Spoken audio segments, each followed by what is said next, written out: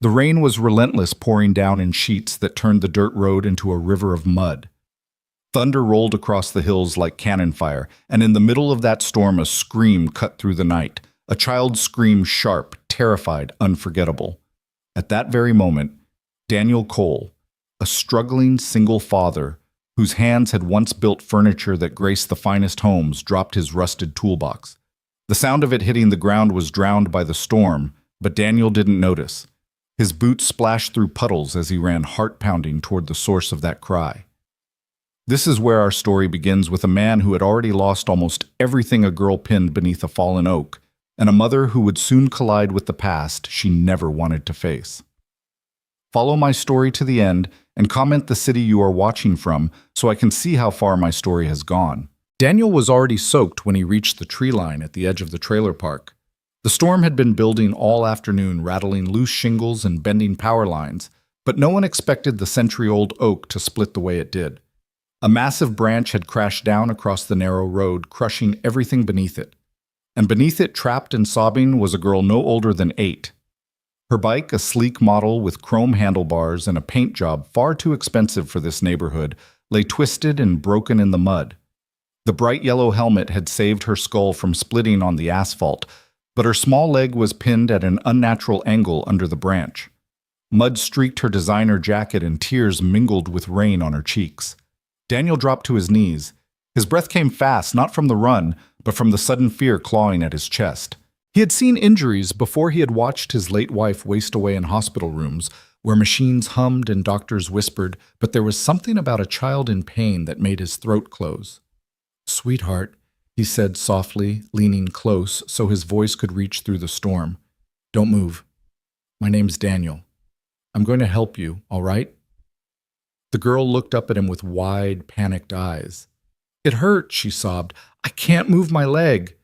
Daniel pressed his palm to the branch. It was heavy, swollen with water, but his body knew leverage. His hands, rough with calluses, had once carved wood into cradles and tables. Now they tightened on bark as he braced his boots in the mud. "Stay still," he whispered again, and he heaved. The branch shifted with a groan heavy as regret.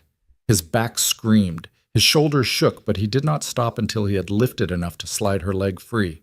The girl gasped, her cry sharp and piercing, but her body loosened as the crushing weight vanished. Daniel dropped the branch and knelt beside her, cradling her injured ankle with careful hands. Already swelling, already bent wrong. A break for certain. "We'll get you to a hospital," Daniel murmured. "You're safe now." Her small fingers clutched his sleeve, clinging with the desperate trust only children could give to strangers. "My mom," she whispered through tears. "She's going to be so mad." Daniel shook his head. "No, sweetheart. She'll just be glad you're alive." He lifted her into his arms. She was light, fragile, trembling from the cold and the shock. Her wet hair stuck to his cheek as she buried her face against him. The storm beat against his back, but he shielded her as best he could, his boots carrying them toward his old pickup, parked by the trailer park's edge. Inside his trailer, his son, Ethan, was waiting. 7-year-old asthmatic sitting by the window with the puzzle box Daniel had built to distract him. Daniel had promised he'd be back soon after fixing Mrs. Peterson's fence. He'd promised. But promises had become fragile things in his world, broken too often by bills, by sickness, by storms like this. Dad, Ethan had whispered when Daniel left earlier. "Don't be long." Now Ethan was alone, wheezing in the dark, while Daniel carried another man's daughter in his arms. The truck coughed twice before starting, the engine sputtering like it had been resurrected by stubbornness alone. Daniel settled the girl on the bench seat, propping her injured leg carefully. She tried to be brave, biting her lip so she wouldn't cry again. Her voice trembled when she finally spoke. "Are you going to call my mom as soon as we get to the hospital?" Daniel said. "She'll want to know you're safe." Her eyes dropped. Rain tapped the windshield like impatient fingers as Daniel drove toward Millbrook General, each mile a battle between speed and caution. The storm blurred the world into streaks of gray. His wipers struggled to keep up. At the hospital, the emergency room lights glared bright against the night. Daniel carried the girl inside. Nurses swarmed, their voices brisk and professional. Forms appeared on clipboards. Insurance questions, parental consent, emergency contacts, all words Daniel couldn't answer. "Who are you to her?" one nurse asked sharply. "I found her." Daniel said simply. She needed help. The girl clutched his hand even as they wheeled her away. Stay with me, she begged. Daniel nodded, though he knew his son was alone in the trailer waiting. Still, he sat beside the gurney. Still, he stayed. Minutes blurred into an hour. The storm outside pounded against glass, but inside Daniel's stillness anchored the frightened child. He whispered reassurances he didn't fully believe. He squeezed her hand when she whimpered. Then came the sound of heels, sharp, quick, authoritative. The emergency room parted for a woman who entered like she owned it. Dark hair pulled back with precision, a tailored black suit unmarked by rain, eyes that cut like glass. Where is she? The woman demanded. Where's my daughter? Daniel turned and for the first time saw Isabella Grant, the billionaire mother, whose world would soon crash into his. The sterile light of the hospital seemed to dim as Isabella Grant entered her presence, commanding in a way that silenced even the bustling nurses. She moved with purpose, heels striking the linoleum like a metronome of authority. Her eyes, sharp and searching, landed on the small figure lying on the gurney. Relief flashed across her features for just an instant before a mother's panic took over. "Oh, Sophie," Isabella whispered, kneeling by her daughter's side. Her manicured hands trembled as they brushed wet strands of hair from the girl's face. "Sweetheart, are you all right? Where does it hurt?" Sophie clung to Daniel's hand, refusing to let go even as her mother's perfume filled the sterile room. The child's lips trembled, her voice a weak whisper. "Mom, this is Daniel. He saved me." The words hung in the air, strange and heavy, connecting two worlds that had never meant to touch. Isabella's gaze shifted for the first time, truly taking in the man standing at her daughter's side. Daniel Cole looked every inch the outsider here. His flannel shirt clung damp to his shoulders, his jeans were caked with mud, his boots still left wet tracks across the tile. His hands, calloused, scarred, bearing the proof of years of labor, rested gently over Sophie's smaller ones. Something flickered in Isabella's eyes. Gratitude, yes, but also calculation. This stranger, unshaven and weary, didn't belong in her world of power lunches and board meetings. And yet here he stood, the person her daughter clung to with absolute trust. "Thank you." Isabella said, her tone softer now, though still lined with the reserve of a woman who had learned long ago not to show weakness. "Thank you for helping her." Daniel nodded once, uncomfortable under the weight of her gaze. Any man would have done the same, but he knew that wasn't true. Too many people had learned to look away when someone else was in trouble. He had seen it at the workshop when creditors came knocking. He had seen it in the neighbor's eyes when the foreclosure notice went up on his house. And yet, when Sophie screamed, he hadn't hesitated. The nurse returned brisk and efficient. "We'll need to do x-rays. She's likely fractured her ankle. Surgery might be required." Isabella's lips tightened, her perfectly lined eyes shifting to the doctor, already preparing. "Whatever it takes, spare no expense." Her voice carried authority that bent rules without effort. Insurance paperwork, consent forms. All of it dissolved under her command. Daniel stood back, an outsider once again, as if the invisible line of class and money had been redrawn in front of him. Still, Sophie held on. "Stay with me, Daniel, please." And so he stayed. He sank into the plastic chair beside her, the sound of rain hammering on windows, muffled by the hum of machines. His son Ethan flashed through his mind, alone in the trailer, wheezing, counting on the sound of his father's return. Daniel's chest ached with guilt, but Sophie's fingers clung to his like an anchor. Isabella noticed. Her brow furrowed as she studied the way her daughter's trembling eased whenever Daniel spoke, the way she ignored everyone else to focus on him. Isabella prided herself on being Sophie's rock, yet here was a stranger with muddy boots providing comfort she couldn't. The realization unsettled her more than she wanted to admit. The minutes stretched long. Nurses moved in and out, preparing Sophie for x-rays. Daniel's mind drifted. He thought of Ethan's medicine, the inhaler nearly empty. He thought of the eviction notice tucked behind unpaid utility bills. He thought of the cemetery's cruel letter threatening to move Sarah's grave, his late wife, the woman whose laughter had once filled their home with light. The ache of that loss returned like the storm outside, loud, relentless, impossible to escape. He shifted in his seat, his eyes lowering to his hands.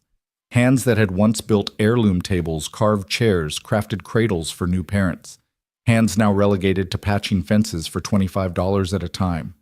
Dad always says his hands can make anything, Ethan had once told a neighbor proudly. He can make furniture sing. But those same hands could not stop hospital bills from piling, could not hold on to their house, could not stop the cancer that devoured Sarah piece by piece. Mr. Cole. Isabella's voice startled him from his thoughts. He looked up to find her standing across from him, her gaze steady, appraising. You've been here this whole time. I can take it from here now. Daniel's jaw tightened. He should leave. Ethan needed him, but when he glanced down, Sophie's grip only tightened. Her lips quivered. Don't go. Isabella exhaled softly, caught between gratitude and confusion. Her daughter, normally shy with strangers, was clinging to this man as if he were family. The sight both warmed and stung her. I'll stay until she's asleep, Daniel said quietly. A silence settled heavy with unspoken truths. Isabella nodded once, as if granting permission she had no authority over. Very well. The doctor returned with news the ankle was fractured, surgery was required, but the prognosis was good. Isabella's relief was palpable. She bent to kiss Sophie's forehead, whispering promises of healing and comfort. Yet when Sophie's eyes fluttered with exhaustion, it was Daniel's hand she held. Later, as Sophie was wheeled to X-ray, Daniel found himself alone with Isabella in the waiting room. The storm outside lashed against glass, the sound of rain drumming like restless fingers. Where do you live? Mr. Cole. Isabella's tone was polite, but edged with curiosity. Daniel hesitated. He could see the polished leather of her shoes, the shimmer of diamonds on her wrist. She didn't belong in his world, and he didn't belong in hers, but lying felt pointless. Riverside Mobile Park, Trailer 37. Her eyes flickered with recognition. She knew that place. She'd driven past the sagging trailers on her way to her estate. She'd taught herself not to look too closely, as though poverty might cling if she stared too long. I see, she murmured. Her voice was careful, but Daniel had heard that tone before from doctors, from teachers, from parents of Ethan's classmates. It was the sound of velvet-covered judgment. He looked away, pride burning in his chest. He wanted to leave, to retreat back to the shadows where no one could measure him against their wealth. But Sophie's voice echoed in his mind. Stay with me, Daniel. And so he stayed silent in the sterile room, while across from him sat the woman who would unknowingly hold the key to everything he had lost. The storm outside had not relented. Rain streamed down the tall windows of Millbrook General, streaks of water running like veins across the glass. The world beyond blurred into shadows and distant headlights, while inside fluorescent light buzzed overhead, indifferent to the lives unraveling beneath it. Daniel sat slouched in the plastic chair, exhaustion settling deep in his bones. The gurney where Sophie lay had been wheeled away for X-rays, leaving behind a strange emptiness he hadn't expected to feel. His hands rested on his knees, calloused fingers twitching restlessly as he thought of his son. Ethan was alone. Alone in their cramped trailer, alone with the thin walls that did nothing to keep out the draft, alone with his shallow breaths that sometimes caught in his chest like a lock clicking shut. Daniel's promise to return quickly had been broken yet again. Guilt gnawed at him sharper with every minute that passed. Is she going to be okay? The voice startled him. Isabella stood near the window, her arms folded across her tailored blazer. The glass reflected her face, controlled, elegant, but shadowed with a mother's worry. She'll heal, Daniel replied after a pause. Kids are stronger than we give them credit for. The doctors know what they're doing. The words sounded steady, but Daniel knew the truth. He was repeating lines he had once told himself at hospital bedsides, long nights when Sarah's pulse monitors beeped steadily, deceptively, until they didn't. He forced the memory back down. Isabella turned, studying him with a gaze that could strip paint. She trusts you. Daniel shifted uncomfortably. She was scared. I happened to be there. Any decent person would have stopped. You underestimate what most people are willing to do, Isabella said softly. Her tone carried no accusation, only weary knowledge. Her eyes lingered on him a moment longer before she sat across the small table, her posture perfect even in exhaustion. The silence stretched. It was not companionable nor openly hostile, but thick with the distance of two people pulled from opposite worlds and thrown into the same orbit by accident. Daniel broke it first. "My son's at home. Ethan. He's 7. He surprised himself by mentioning it. Perhaps he felt the need to explain the constant worry etched across his face. He has asthma. Some days are harder than others. Isabella tilted her head, intrigued despite herself. "And you left him alone tonight?" Daniel's jaw tightened. "I didn't have a choice." Her eyes flickered with something he recognized instantly. Judgment wrapped in politeness. He'd seen that look at school orientations from administrators who noted his address on enrollment forms. He bristled, but said nothing more. Moments later, the doors slid open and the gurney returned. Sophie's face was pale, but her eyes lit the moment they found Daniel. "You stayed," she whispered, relief spilling across her features. Daniel nodded, pushing down the guilt that pressed heavier with every glance at the clock. "I told you I would." Isabella moved quickly to her daughter's side, her hands brushing over Sophie's hair and cheek, her voice gentle. Yet Sophie reached again for Daniel's hand, the small fingers wrapping around his with instinctive trust. The doctor arrived, explaining in clinical tones that surgery would be scheduled for the following morning. The fracture was serious, but recovery was expected. Isabella's questions came rapid-fire, efficient, informed. She was used to making decisions to ensuring control. Yet Daniel noticed her daughter's eyes never left him, as though he were the tether holding her together in the storm. When at last Sophie drifted into a medicated sleep, the hospital quieted around them. Isabella straightened her composure, flawless once again. "You should go home to your son," she said firmly, though her eyes betrayed a flicker of gratitude. Daniel nodded, rising slowly. His back ached from lifting the branch. His clothes were still damp, his muscles sore. He hesitated only a moment, looking at the girl whose small hand still twitched as though searching for his. Then he forced himself toward the exit. Outside, the storm lashed at him again, cold and merciless. His truck stood like a weary soldier in the parking lot, its paint chipped its tires, caked with mud. He climbed inside and started the engine, the sound a comforting rumble against the rain. The drive back to Riverside Mobile Park was long and treacherous. The wipers smeared more than they cleared, and Daniel squinted through the downpour, his thoughts a jumble of worry. By the time he pulled into the gravel drive, the storm had become a steady roar. The trailer loomed in the dark, its single light burning weakly in the window. Daniel's chest tightened. He pushed open the door, and there was Ethan sitting at the small kitchen table, puzzle box pieces scattered before him, inhaler clenched in one small fist. "Dad?" Ethan said, his voice rough but steady. "You came back." Daniel's throat ached as he knelt beside him. "Of course I did, buddy. I'm sorry it took so long." Ethan studied him with eyes too old for his years. "You smell like rain. And something else. Like the hospital." Daniel hesitated, then said, "There was a little girl. She got hurt in the storm. I couldn't leave her there." Ethan nodded slowly. "Did you fix her like you fix everything else?" The question cut deep. Daniel wanted to say yes, wanted to promise that everything he touched could be mended, but he had lived long enough to know that wasn't true. Still, he smiled faintly. "I tried."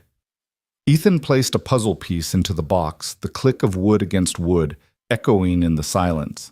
His small fingers traced the dovetail joints his father had carved. Mom used to say your hands could make anything, even hope. Daniel swallowed hard, staring at those puzzle pieces, each one fitting into another with quiet inevitability. He thought of Sophie's small hand gripping his, of Isabella's unreadable gaze, of the storm that had brought their worlds colliding together. And though exhaustion threatened to pull him under, a strange sense of unease lingered. Something told him this was only the beginning, that the cry he had heard in the storm would echo far longer than the rain outside his window. Morning came dulled and gray, like the sky itself was tired from the night's violence. In the recovery wing, Sophie dozed beneath a warmed blanket, her leg immobilized in a pale cast, the faint scent of antiseptic hanging like a thin veil over everything.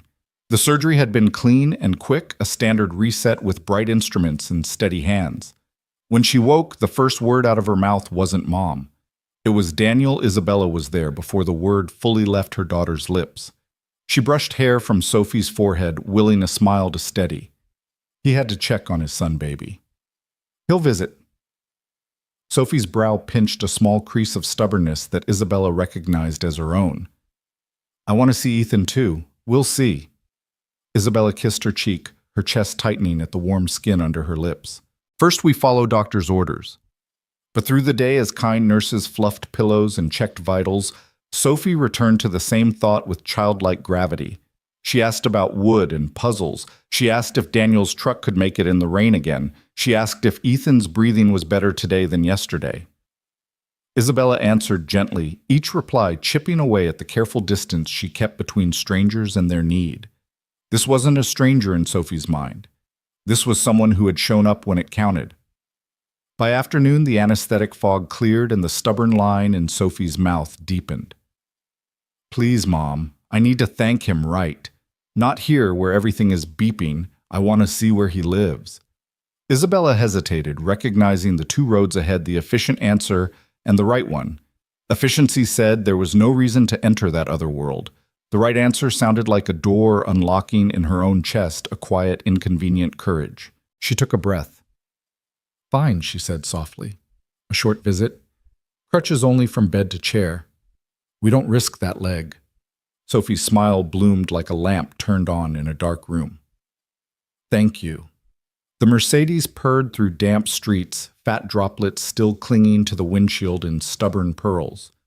Riverside Mobile Park hunched under low clouds, aluminum siding gleaming dully porches cluttered with small attempts at beauty wind chimes, potted geraniums, a flag bleached by seasons. People looked up when the sedan rolled past, heads bent together, curtain corners lifted. As they idled in front of Trailer 37, Isabella felt eyes on the back of her neck, the same prickling she felt in boardrooms just before a vote turned. The trailer itself was neat in the way necessity teaches neatness. A swept stoop, a patched screen door, a little wooden horse perched on the rail, its legs slender, its mane carved in delicate curls, as if the wood had grown that way and was merely revealed. Isabella's breath stilled on the sight.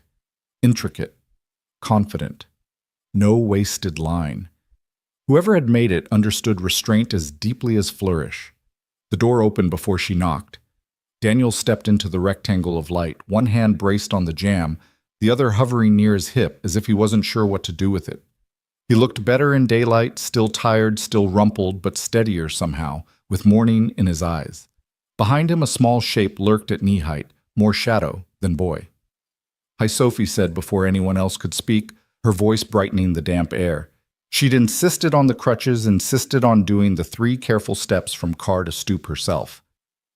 I came to show you I'm okay. Sort of. Look.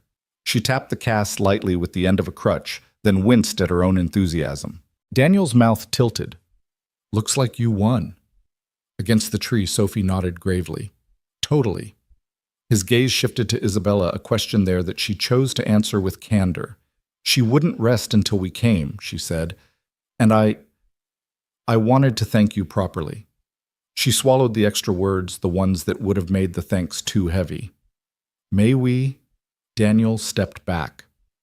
The boy's shadow darted behind him, then peeked out again, a solemn pair of eyes over the edge of a worn t-shirt. This is Ethan, Daniel said. His voice softened in the saying. Buddy, this is Sophie. She's the one I told you about. Sophie lifted a hand in greeting, wobbling on the crutches, then glanced past Ethan. The small living room revealed itself in careful layers, a table whose surface gleamed like honey, hand-cut dovetails at the corners. 2 chairs each with a subtle curve at the back that invited the body to relax. Shelves made of simple pine transformed by attention filled with library paperbacks and neat rows of labeled jars. A narrow bunk bed tucked into an alcove, edges rounded smooth by a sander safety rails fitted tight. Every inch of the space had been bent toward usefulness. Every compromise was a design choice instead of a defeat. Ethan took a breath through his nose and pointed shyly. Dad made most of it, except the glass. We got that from Mrs. Peterson. He sank onto a chair and fidgeted with an inhaler, rolling it between his fingers like a talisman. His voice was small but unafraid. Do your crutches hurt your hands? You can have my bike gloves if you want. They have padding. Sophie blinked, surprised by kindness so plain. I'm okay, she said. But thanks. She glanced at the wooden horse on the rail. Did you make that? Ethan shook his head. Dad did. I made the tiny one. He reached to a shelf and produced a horse no bigger than a thumb, its legs impossibly fine, its eye a speck of polished onyx. He held it like a secret. Sophie's face widened in awe. No way. Isabella had seen 1,000 objets d'art placed just so in homes with silent rooms and echoing kitchens. She had commissioned installations from rising sculptors whose agents fought over percentages like wolves. Yet here in a place where the walls rattled when trucks passed, a small boy held something you couldn't buy patience distilled into shape. It's beautiful, she said, and felt the truth of it land in her mouth like a coin dropped into a well. Daniel shrugged, embarrassed. Keeps our hands busy. He shifted his weight. Can I get you something? Water? Coffee? We have tea, I think. We're fine, Isabella said. She meant it. The air smelled faintly of cedar shavings and lemon oil, clean and bright. Hum of the fridge. Distant radio from a neighbor. The notes of an old country song threading the afternoon. For a moment she wished there were fewer witnesses outside, fewer eyes measuring her car against their weeks of lost overtime. Sophie leaned her crutches against the table and carefully lowered herself into a chair. Dad says I can go back to school in a few weeks, she announced, but no running. Or climbing. Or fun. She wrinkled her nose at Daniel. He didn't say the last one. I made it up. Doctors do hate fun, Daniel agreed lightly. Then to Ethan. Show her the puzzle box Bud. Ethan nodded and went to the shelf, pulling down a small wooden cube whose seams were invisible. He set it on the table, tapped one corner, slid a panel, then pressed a hidden key.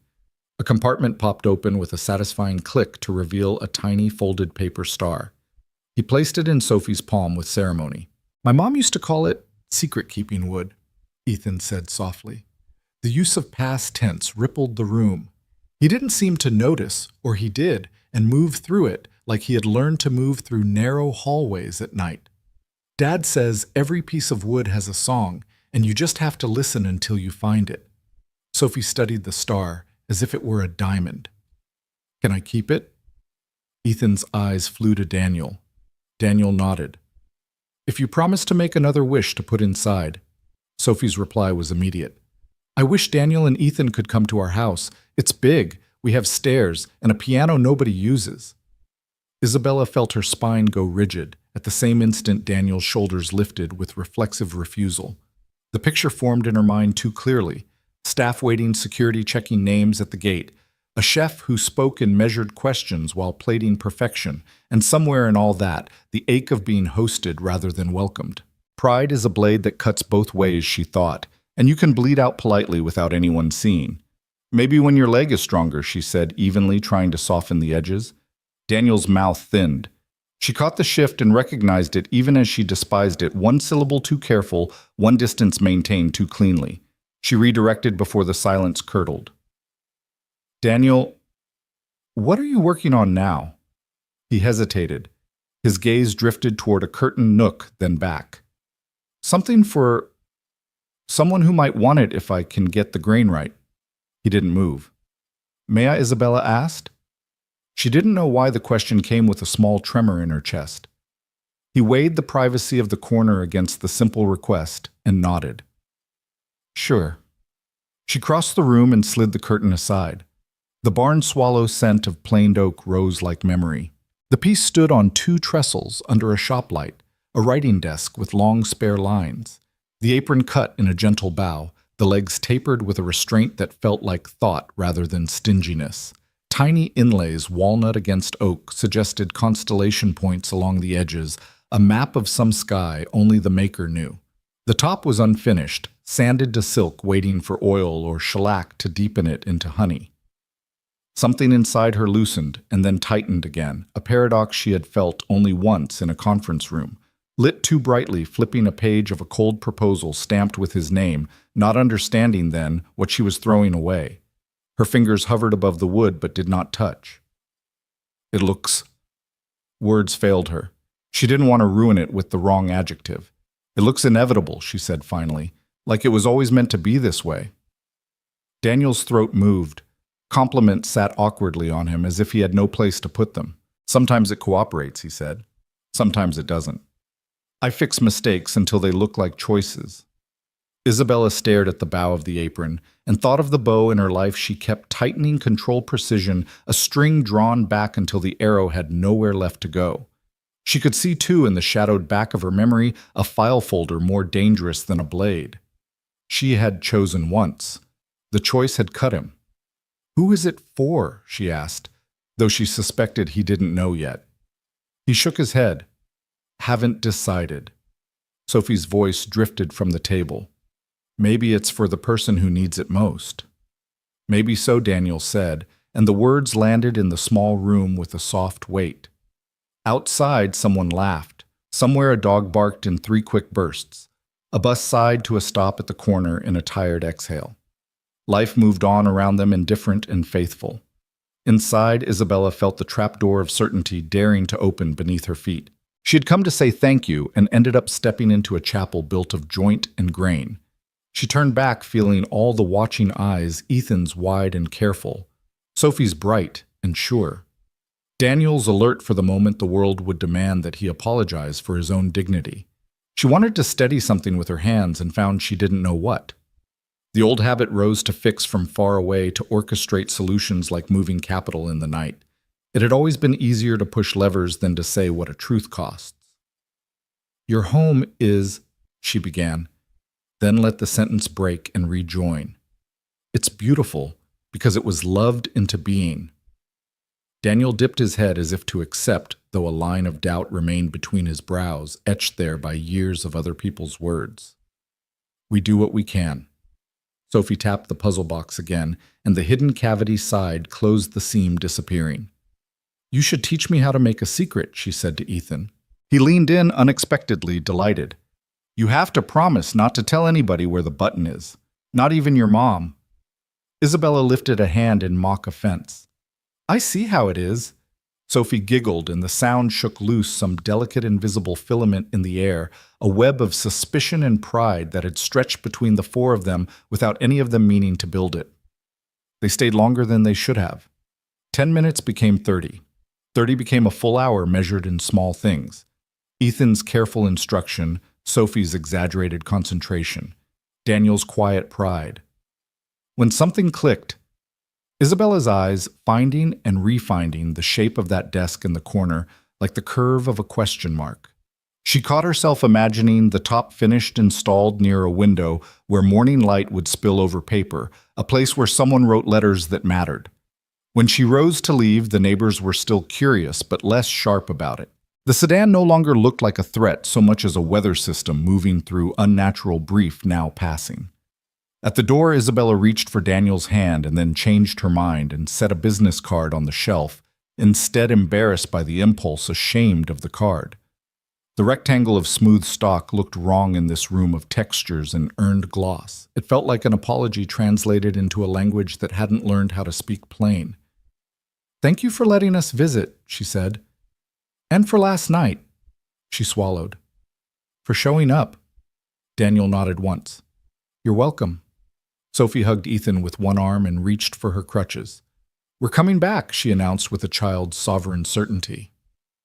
"And next time I'm bringing something to put in the secret box." "What?" Ethan asked. Sophie grinned. "A surprise." On the stoop, Isabella glanced back one last time. Her gaze snagged on the desk, on the bowed apron, and the waiting top on possibilities suspended between what was and what might be.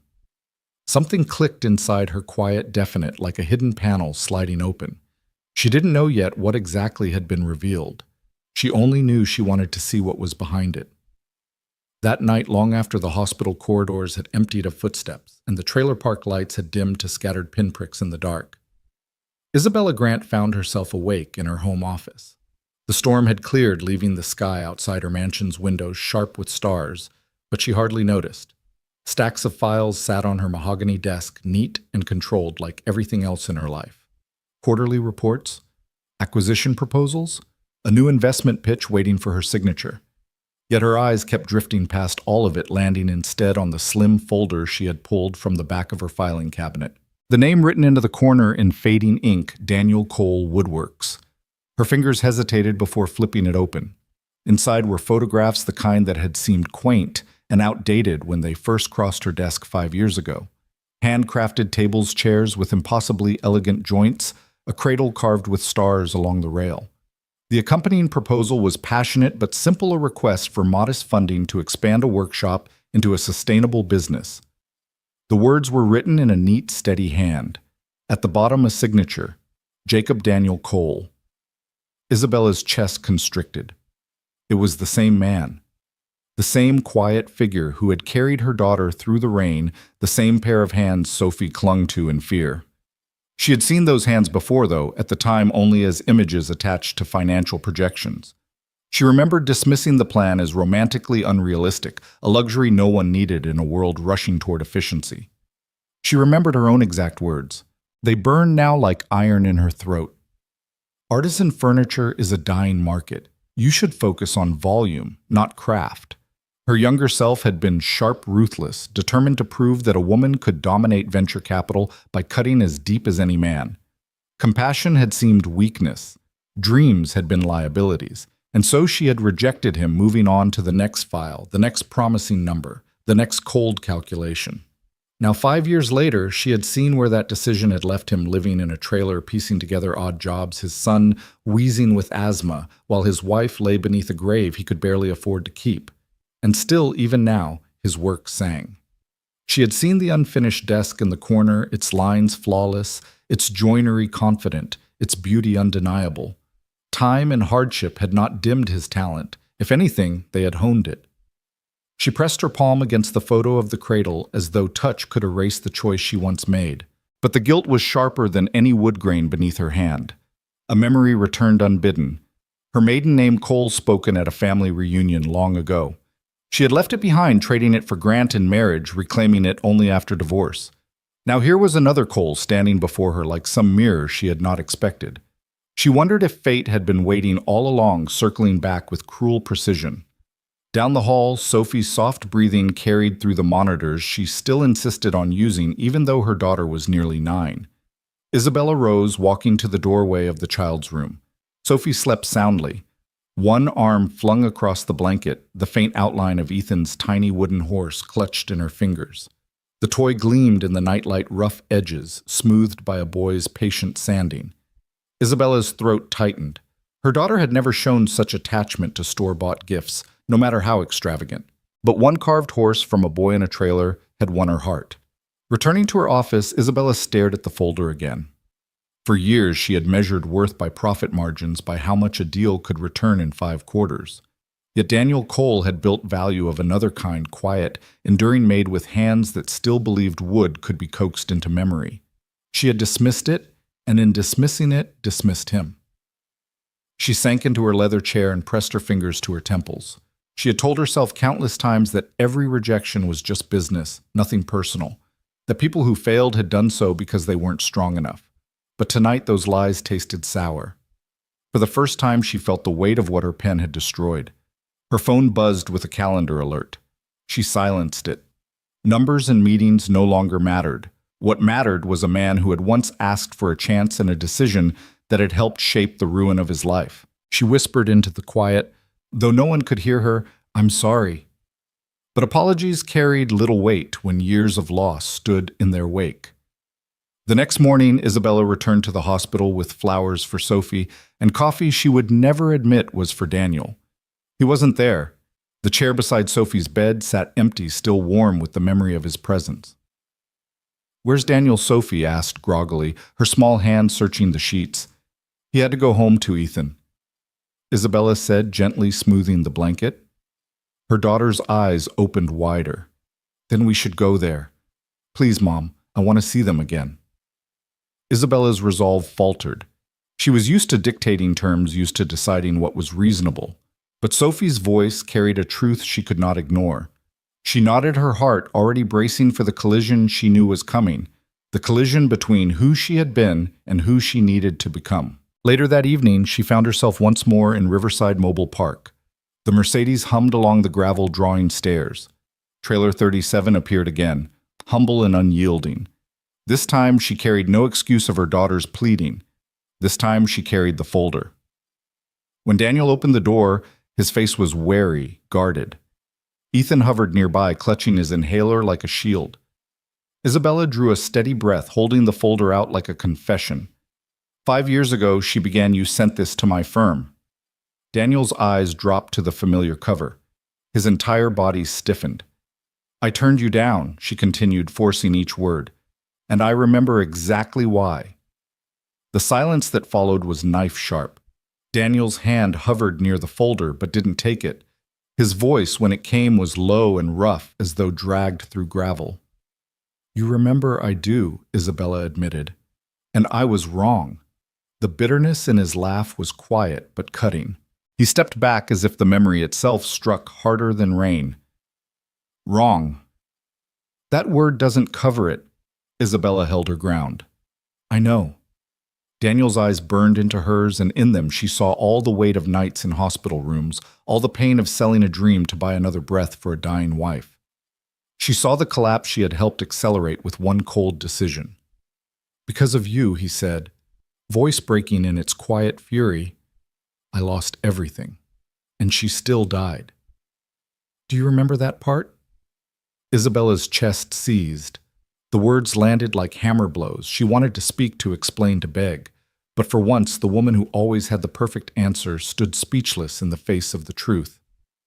And Daniel Cole turned away, his shoulders rigid, leaving her with the folder in her hand and the echo of her own past in the air. The slam of the trailer door echoed in Isabella's chest long after it shut her out. The cool evening air clung to her skin, thick with the smell of wet earth and faint wood smoke from neighbors' chimneys. Gravel crunched under her heels as she stood there, folder in hand, realizing the futility of what she had just tried. She had walked into Daniel's world with an apology she thought might mean something, only to find that words were far too light against the weight of 5 years of suffering. From behind the thin walls, muffled sounds filtered out, the low murmur of Daniel's voice, Ethan's wheezing laugh, the clink of wood against wood. Ordinary family sounds. They cut deeper than any accusation. Isabella returned to her Mercedes, sliding into the leather seat that suddenly felt more like a barrier than a comfort. She gripped the steering wheel until her knuckles whitened, staring at the reflection of her own face in the windshield. Controlled, composed, successful. Yet beneath the gloss, she saw cracks she hadn't dared acknowledge. She thought of Daniel's eyes when he spat those words. "Because of you, I lost everything." They were not the eyes of a man merely struggling. They were the eyes of someone who had been broken and had learned to keep walking anyway. The car engine purred to life, but she didn't drive. She sat there, rain tapping faintly on the roof, and wondered if redemption was possible for people who had traded empathy for ambition.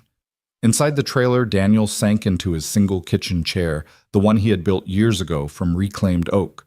His hands trembled slightly, fists unclenching only when Ethan climbed into his lap, inhaler still clutched tight. "Who was that, Dad?" the boy asked softly. Daniel smoothed his son's hair, staring at the folder still resting on the counter. The sight of his own handwriting on the proposal had been like a knife to the ribs.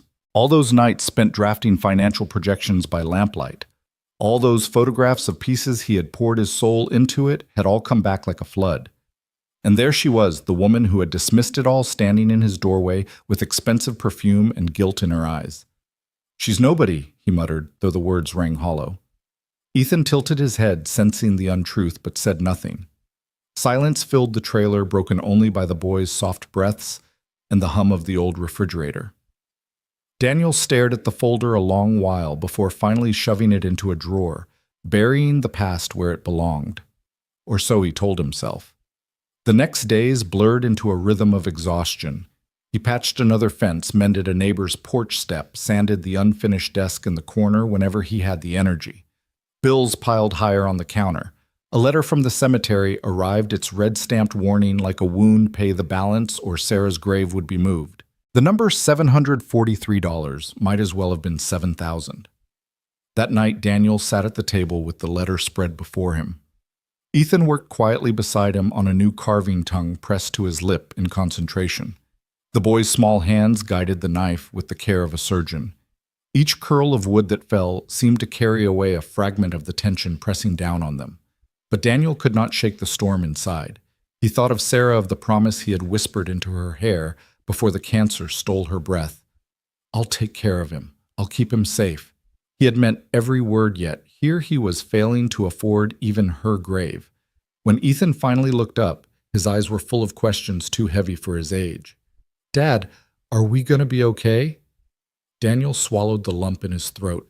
He forced a smile, brushing sawdust from his son's cheek. "Yeah, buddy, we're going to be okay." But his voice cracked just enough that Ethan lowered his gaze, unconvinced.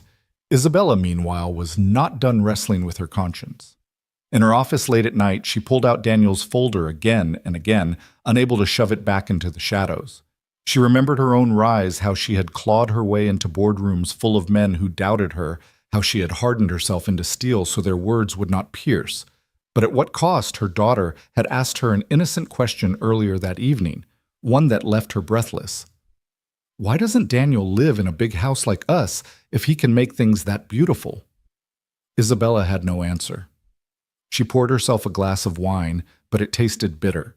Instead, she paced the echo of her heels against marble, a reminder of how far she'd built herself from the girl who once lived closer to Daniel's world than to this one. She remembered nights of counting coins with her parents, of praying rent would clear of fear, clawing at her belly like hunger. She had sworn she'd never go back, but she had also sworn she wouldn't forget. And yet she had forgotten, hadn't she? Forgotten that each proposal denied carried a family's weight, a dream's collapse. Forgotten that behind numbers were faces. The guilt kept her awake until dawn. Back in the trailer, Daniel lay awake too, staring at the ceiling while Ethan slept fitfully, wheezing in the bunk above. The storm outside had quieted, but inside his chest another raged. He could not shake the image of Isabella standing in his doorway, her confession spilling into the air like broken glass. He hated her for it, and yet a part of him couldn't stop replaying the look in her eyes, the look of someone who wasn't just guilty, but haunted. He turned to the unfinished desk, its pale wood glowing faintly in the lamplight. It was beautiful, yes, but also useless. No one would buy it. No one in his world could afford to. Still, he sanded its smoothing edges until his hands burned because the work was the only thing that quieted the grief. He whispered to the empty room, as if Sarah could hear him through the veil, "I'm trying. God knows I'm trying." The words fell flat, lost in the quiet hum of the night, and across town in a mansion lined with marble and glass. Isabella Grant stared sleepless at her ceiling too, realizing that for the first time in years, her money couldn't buy her peace. Morning light slipped into the trailer through thin curtains painting narrow lines across Daniel's weary face. He had barely slept. The letter from the cemetery still sat on the table where he'd left it, the red ink a wound that refused to heal.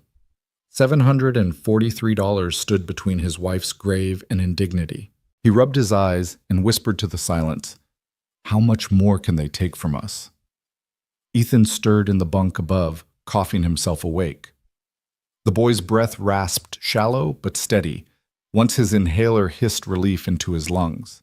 Daniel watched his son's small chest rise and fall, and a familiar guilt pressed harder. He was behind on rent. He was behind on medication. He was behind on life itself. By mid-morning, Daniel was back at work.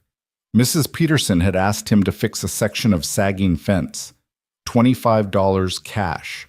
Enough for groceries if he stretched it. He hammered and sawed while sweat mixed with the memory of rain, his thoughts never far from the stack of bills waiting at home. The day blurred into aching muscles and the metallic tang of desperation.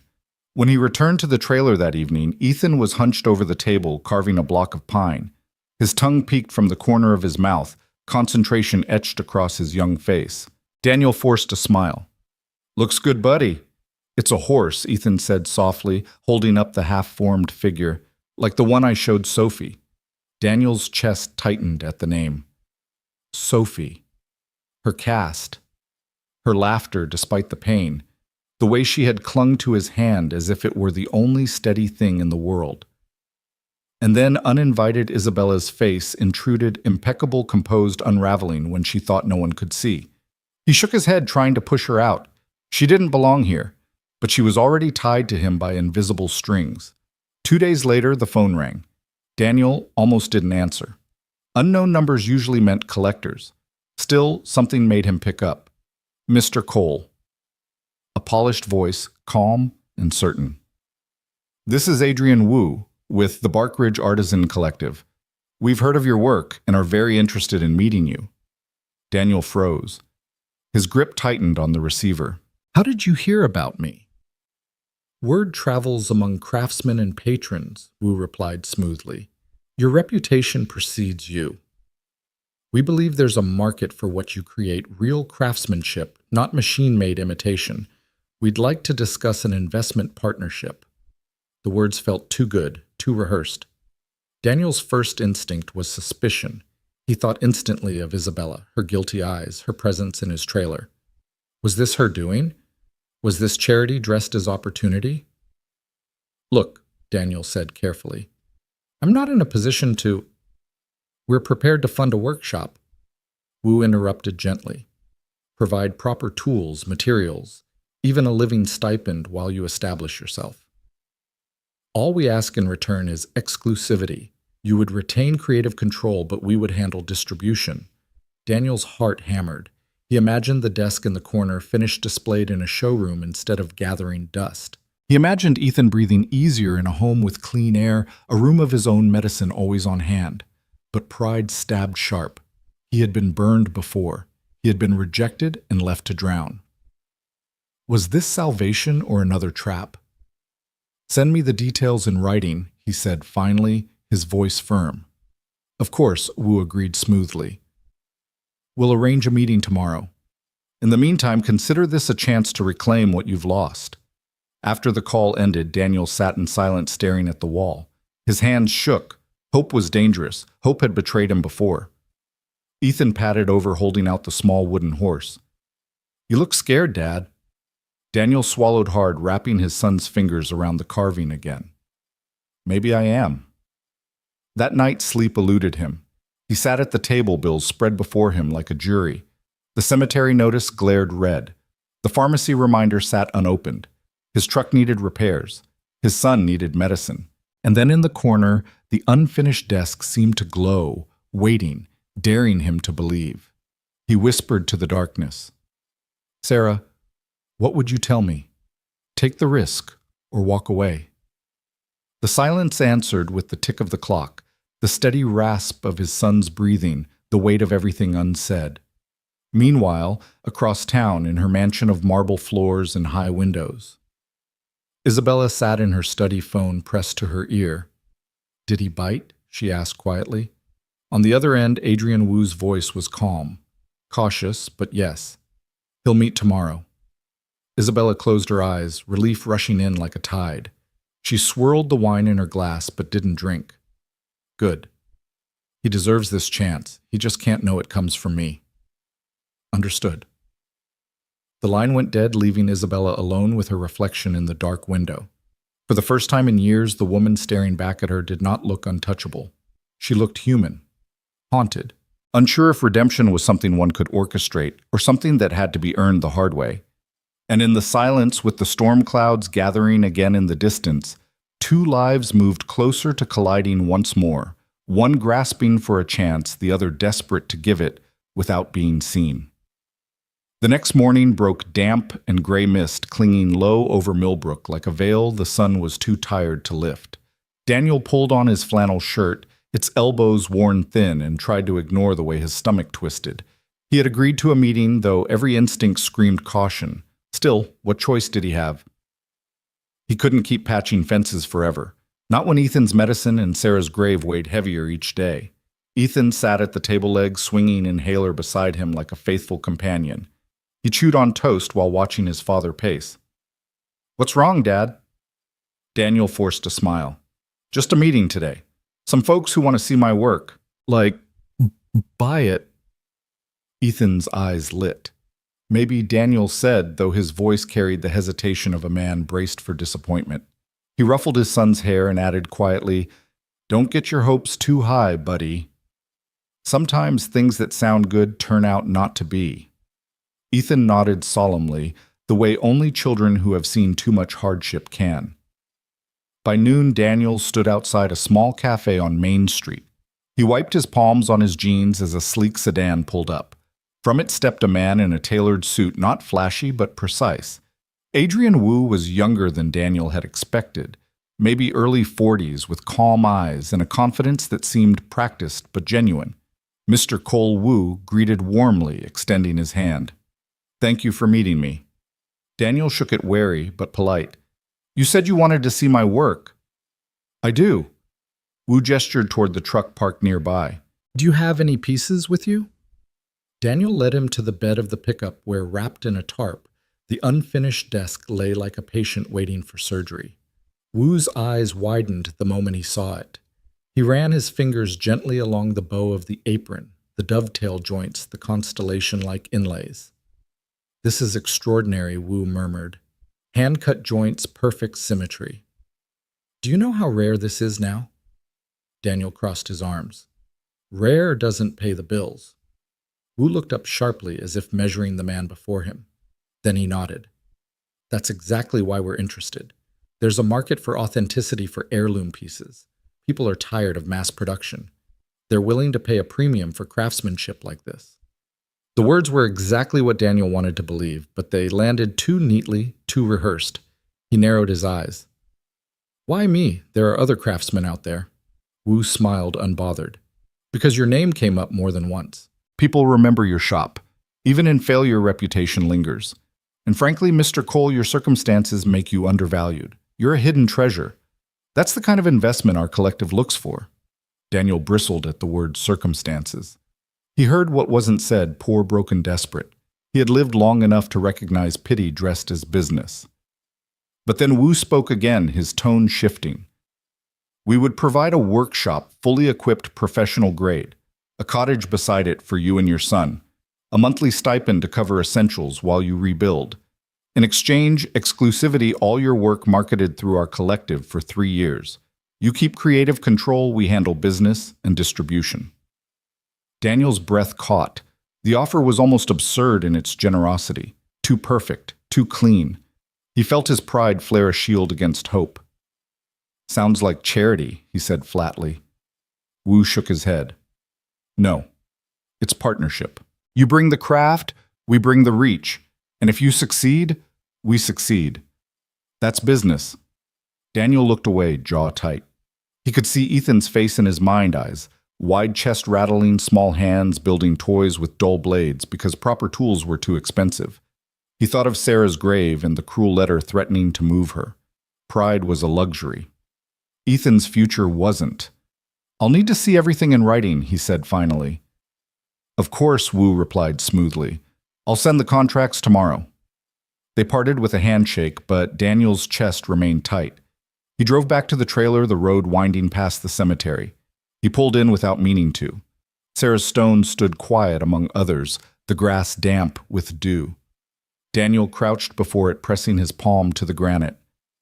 "I don't know what to do," he whispered. "This feels too easy, too convenient, like the moment I let myself believe someone's going to take it away again."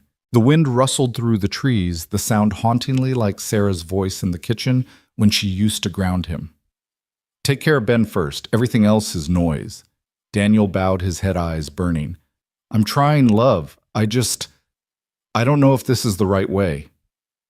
That evening, he worked late on the desk, sanding until his arms ached. Ethan sat nearby sorting tools, his excitement palpable. "Does this mean we might have a real shop again, Dad?" "Maybe," Daniel said, forcing a measured tone. "But remember what I told you. Sometimes things sound too good to be true." Ethan studied him for a moment, then said quietly, "But sometimes they're true anyway." The boy's words cut through Daniel's armor, leaving him raw. He reached out, pulling Ethan into a rough hug, breathing in the scent of sawdust in his hair. For the first time in years, he let himself imagine a future not defined by survival, but by creation. Across town, Isabella sat in her own office phone in hand. Wu's message blinked on the screen. "He'll sign if the terms check out." Relief surged, though it was laced with fear. She was manipulating the man she had once destroyed, giving him back his dream while hiding the strings. "Forgive me, Daniel," she whispered to the empty room. "You'll hate me for this if you find out. But I'd rather you hate me and succeed than never get another chance at all." Outside her window, the first stars pierced the night sky, faint but stubborn like promises daring to shine through the dark. The contracts arrived 4 days later, hand-delivered in a crisp leather folder that looked absurdly out of place against the chipped paint of Daniel's trailer door. Ethan was the first to spot the courier. He had pressed his face to the window and whispered, "Dad, there's a man in a suit." Daniel wiped his hands on a rag and opened the door. The courier offered the folder with a polite smile, then vanished back into his spotless car, leaving behind the scent of expensive cologne that lingered uneasily in the air. Daniel set the folder on the table as though it were a fragile bomb. He stared at it for long minutes, Ethan watching with wide eyes. Finally, he flipped it open. Every detail was there, just as Wu had promised. A fully funded workshop, a cottage, a stipend, and exclusivity for 3 years. The legal language was dense, but without traps. He read it twice, searching for hidden clause, but found none. If anything, the terms leaned in his favor, too much so. It felt unreal, too easy. That night, after Ethan had gone to bed, Daniel sat alone at the table, the contract spread before him under the glow of a single lamp. The cemetery notice lay beside it, its red ink screaming louder now. Sarah's grave. His son's medicine. Rent overdue. His pride screamed at him not to sign, but desperation pressed the pen toward his hand. He rubbed his temples. He needed advice. But the only person he could imagine talking to was long gone. His eyes lifted toward the photo of Sarah on the wall, her smile frozen in time. "What do I do, love?" he whispered. "Do I take the chance, even if it comes from hands I don't trust?" The trailer creaked in the wind. Silence was the only answer. The following evening, a knock rattled the thin door. When Daniel opened it, Sophie stood there on crutches, her cheeks flushed with excitement. Behind her was a young woman, Maria, her babysitter, watching from the car. "Hi, Daniel," Sophie chirped. "Mom had a dinner thing, but I begged to come. I wanted to see Ethan." Ethan, already peering out from behind his father's leg, lit up. He darted forward, shyness forgotten, waving the small wooden horse he had finished carving. "Look, Sophie." I made another. Sophie's eyes widened. "It's beautiful. Better than the last one." The children's laughter filled the cramped space, displacing the gloom that had settled there. For a moment, Daniel let himself breathe easier. But then Sophie unzipped her backpack with a flourish. "I brought something," she announced, pulling out a wrapped package. The paper peeled back to reveal a gleaming set of carving tools. Sharp chisels, precision knives. Sanders, the kind Daniel had coveted for years but could never afford. Ethan gasped, his small hands trembling as he touched the tools reverently. "They're perfect," he whispered. Daniel's stomach clenched. He stepped forward quickly, his voice rough. "Sophie, these are too much. I can't let you." "It was my idea," Sophie cut in. "I told Mom Ethan was an artist, and she said real artists need real tools." Daniel froze. "Isabella." "Of course." He crouched down, his eyes level with Sophie's. "Sweetheart, you shouldn't bring gifts like this. It's too much." Sophie's lower lip trembled, and Daniel felt his resolve falter. Ethan stood clutching one of the chisels, his face glowing in a way Daniel hadn't seen in months. The boy's excitement was pure, untainted, a light in the dark. To crush it would be cruel. Daniel exhaled slowly, finding a middle ground. "All right, but only if you promise to thank your mom for me, and tell her she doesn't need to do this again." "Okay." Sophie nodded vigorously, relief washing over her. That night, long after Sophie had left, Daniel sat watching Ethan test the tools the boy's small hands steady as he carved details into the wooden horse. His face glowed with joy, with possibility. Daniel leaned back, heart aching. His pride had always been his armor, but now he wondered if that armor was trapping Ethan in the same cycle of scarcity. Perhaps pride had to bend if his son was to breathe freely again. When Ethan finally fell asleep, chisels still clutched in his hands, Daniel made his decision. He picked up the pen and signed the contract. He sealed the envelope ready for tomorrow's courier. He whispered into the still night, his voice both prayer and surrender. "I hope this is the right choice." Across town, Isabella sat in her study phone pressed to her ear. Wu's calm voice reported, "He signed." Relief swept through her chest, but so did unease. She had orchestrated everything from the shadows, but deception was still deception. She stared at Sophie's crayon drawing on the wall, a sketch of Ethan and his wooden toys, bright and simple. "Please don't hate me when you find out," Isabella whispered into the quiet. "I just wanted to give you back what I once took away." Outside, the storm clouds had cleared. But in both Daniel's trailer and Isabella's mansion, the air still hummed with tension, the kind that precedes the next inevitable clash. The morning the courier returned to collect the signed contract, Daniel stood at the doorway with the envelope in hand. His fingers lingered on it, as though releasing it meant surrendering more than paper. The man in the pressed suit accepted it with a polite nod, slipping it into his briefcase before disappearing down the gravel road. Daniel shut the door, leaned his forehead against the frame, and exhaled a breath he hadn't realized he'd been holding. For better or worse, his choice was made. Ethan padded into the kitchen, rubbing sleep from his eyes. "Did you do it?" "Dad?" Daniel nodded. "I did." "Does that mean—" Ethan's voice trailed with cautious hope. Daniel crouched, meeting his son's gaze. "It means things might change. We'll have to wait and see." Ethan broke into a grin, clutching the new chisel to his chest like treasure. For the first time in a long while, Daniel let himself return the smile. 2 weeks later, Daniel and Ethan stood in front of a renovated barn on the outskirts of town. The structure gleamed with fresh paint and sturdy beams, its wide doors thrown open to reveal row upon row of gleaming tools, stacks of fine lumber, and benches large enough to spread out his biggest projects. The smell of sawdust and varnish already hung in the air, warm and welcoming. Ethan's eyes went round. "It's huge," he cried, darting from station to station, running his hands over clamps and planes, as though they were toys in a wonderland.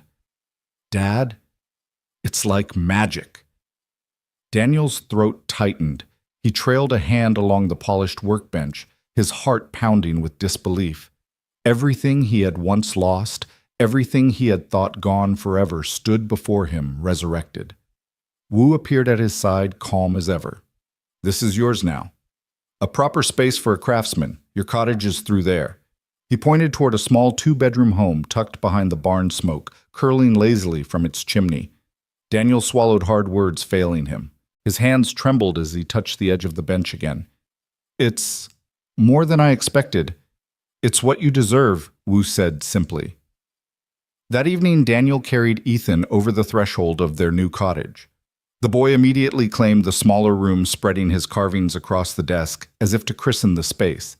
Daniel stood in the kitchen, staring at cupboards that weren't empty, at walls that weren't cracked. For the first time in years, he felt stability beneath his feet. But as night fell, unease returned. Too perfect. Too generous. He thought of Isabella again, of the way she had looked at him in the hospital, guilt etched deep in her features. Was she behind this? Was his pride being tricked into swallowing charity dressed as opportunity? He couldn't know. Not yet. Days turned into weeks. Orders flowed in through the collective custom dining tables, heirloom cabinets, intricate chairs. Daniel worked with a vigor he hadn't felt in years. His hands remembered. His body remembered. Each piece he crafted carried Sarah's memory. Each dovetail joint, a quiet promise to Ethan that their future would be different. The boy thrived. His breathing eased in the cleaner air. His cheeks grew less pale. His laughter returned in bursts that filled the cottage. Daniel sometimes caught him sitting by the window, sketching ideas for new carvings, dreaming in ways Daniel hadn't dared since before Sarah's illness. One afternoon, while polishing the surface of a walnut table, Daniel heard the crunch of tires on gravel.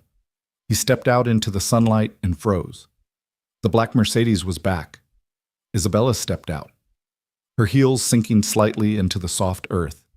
She wore no business armor this time, no sharp suit, no perfectly pinned hair, just dark jeans, a simple blouse, and eyes that carried both hesitation and resolve. Daniel's jaw tightened. "What do you want?" She took a breath. "To see the workshop, and to thank you again for saving Sophie." "You've already done enough," he said sharply. Her eyes flickered, but she held his gaze. "Daniel, I know you don't trust me. You have every reason not to. But Sophie keeps asking about Ethan. She misses him. As if on cue, Ethan emerged from the cottage, his carving knife still in hand. His eyes lit at the sight of Sophie, who hobbled out of the car on her crutches, her cast now scrawled with signatures and doodles. Ethan, she called, waving. The boy ran to her excitement, erasing hesitation. They bent together over the latest carving laughter spilling into the air like sunlight breaking clouds. Daniel's chest ached. He wanted to push Isabella away to tell her she had no place here. Yet seeing their children together unburdened by pride or class or history, something inside him softened. Isabella stepped closer, her voice low. They don't see the walls we've built.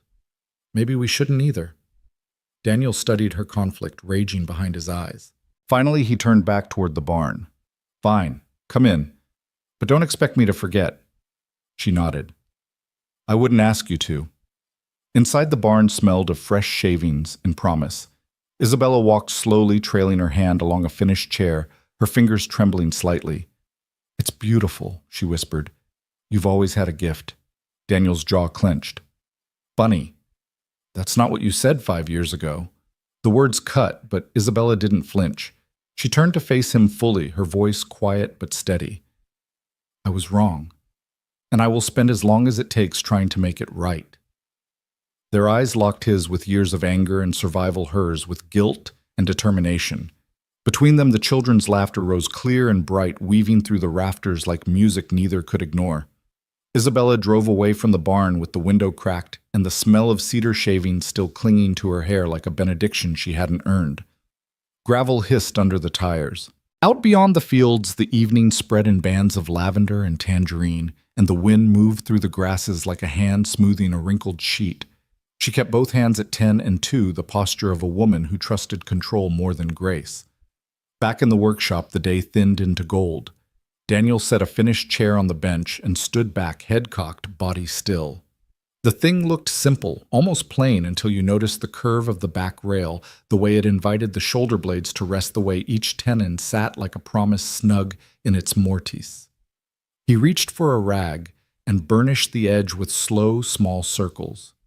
Ethan and Sophie leaned in foreheads, nearly touching the cast on Sophie's leg, scribbled with doodles, and a single neat signature, Ethan, carved with a carpenter's pencil, like a vow. Now Sophie whispered, eyes wide, to the ritual. Now Daniel said. He lifted the chair and let it kiss the floor. No wobble. The sound was a soft, certain thud, like a heartbeat heard through a wall. Outside the open doors, the Mercedes had vanished down the lane, but Isabella hadn't left them entirely. She turned onto the county road and pulled over beneath a cottonwood where the bars on her phone held steady at 3. Adrian, she said when the call clicked alive, bumped the coal pieces to the front page of the catalog, but no feature story. I don't want a spotlight, just placement, quiet and unmistakable. Yes, Ms. Grant Wu said. The umber warmth of his voice was a balm against her nerves. We can do a designer spotlight without naming benefactors. No spotlight, she repeated. Let the work speak, raise the prices to where they should be, and see if Mrs. Avram's interior team in Tribeca is still hunting that long table she wanted old-world joinery without the museum plaque. Daniel's ash slab would make her cry. A pause. Understood. Also, one of the boutique hotels in Jackson wants 3 benches for the lobby. Your call. Take it, she said. But stagger deliveries. I don't want Daniel drowning in promises.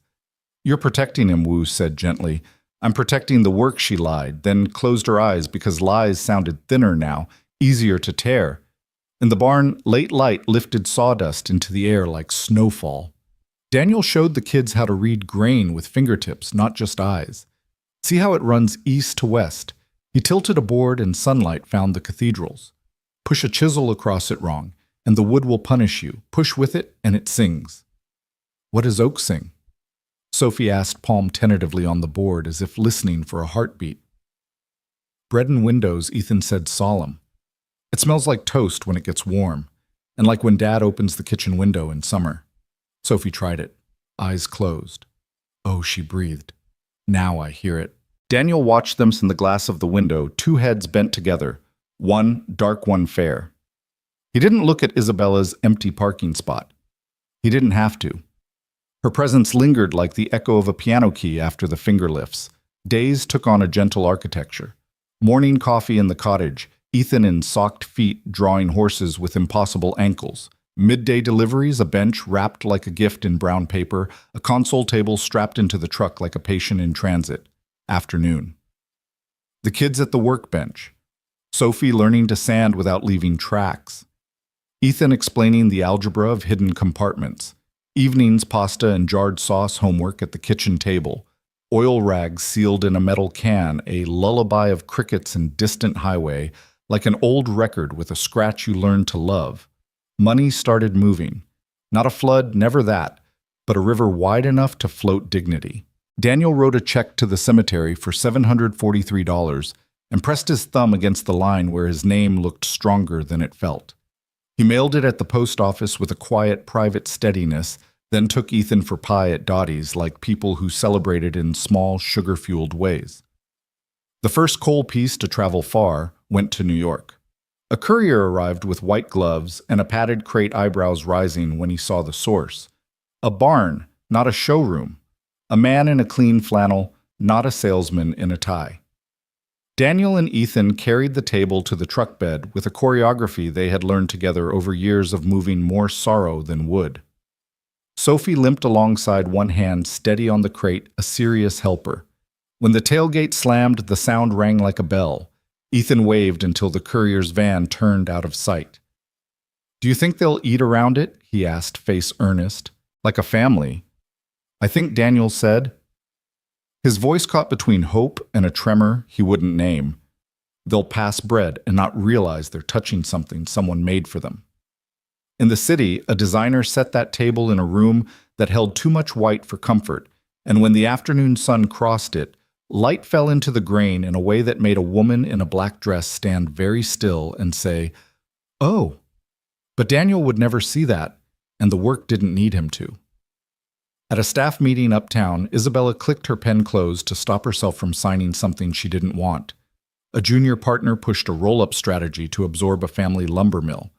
"We can grind them down on delivery timelines and buy the debt at a discount," he said, smiling like a man who had never watched anyone lose a house. "No," Isabella said. "Crisp. We'll offer fair terms or nothing. People remember who saved them and who made them bleed." The room shifted a surprise ripple. A few eyes flicked toward her, recalculating. She didn't care. She thought of a man in a barn who burnished edges until they gave back a little light, of a boy whose breathing steadied when the air smelled like sap, of a girl who slept with a wooden horse beside her cheek.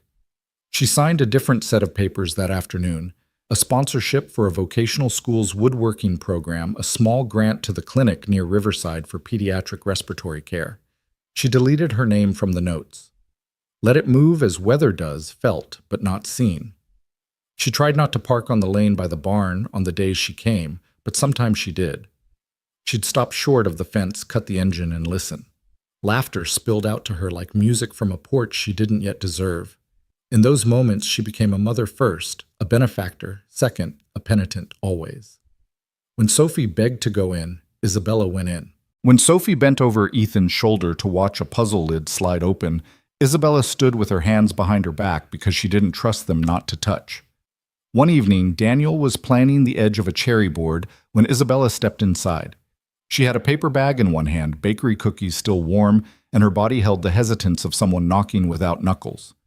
The plane sang. Curled ribbons of wood fell in perfect coils to the floor. Isabella watched, rapt, and then because her mind was a magpie for patterns, she named the song without meaning to. "You're going with a French polish on the top, aren't you?" she asked quietly. "Shellac and oil. It looks like honey in winter light." Daniel's hand stilled. The plane hovered like a held breath. He turned. Not many people would guess that. "I read," she said, a small, embarrassed half-smile. "Sometimes at 3 in the morning." She didn't say what his old proposal marked in her notes with the words she'd used to kill it. "Research done too late, feels like prayer." He set the plane down the metal kissing wood. "Oil is forgiving," he said. "It lets you touch a piece again years later and mend the dull places." "And varnish?" she asked. "Varnish is certainty," he said. "Protection so solid you forget there's something living under it." Sophie broke the delicate wire of that moment by announcing she could now sand without leaving stripes. Ethan confirmed this with the solemnity of an expert witness. They set to their work again, and Isabella moved carefully through the barn, setting the paper bag on a shelf, glancing at the crates stacked by the door.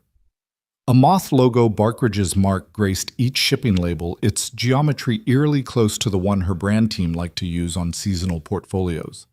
Daniel's eyes lingered on it too. She saw the flicker there, and intellection sparked a suspicion that had not yet found a name.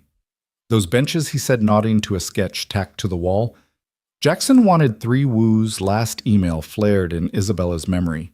Yes, she said, keeping her voice level. They loved the sample.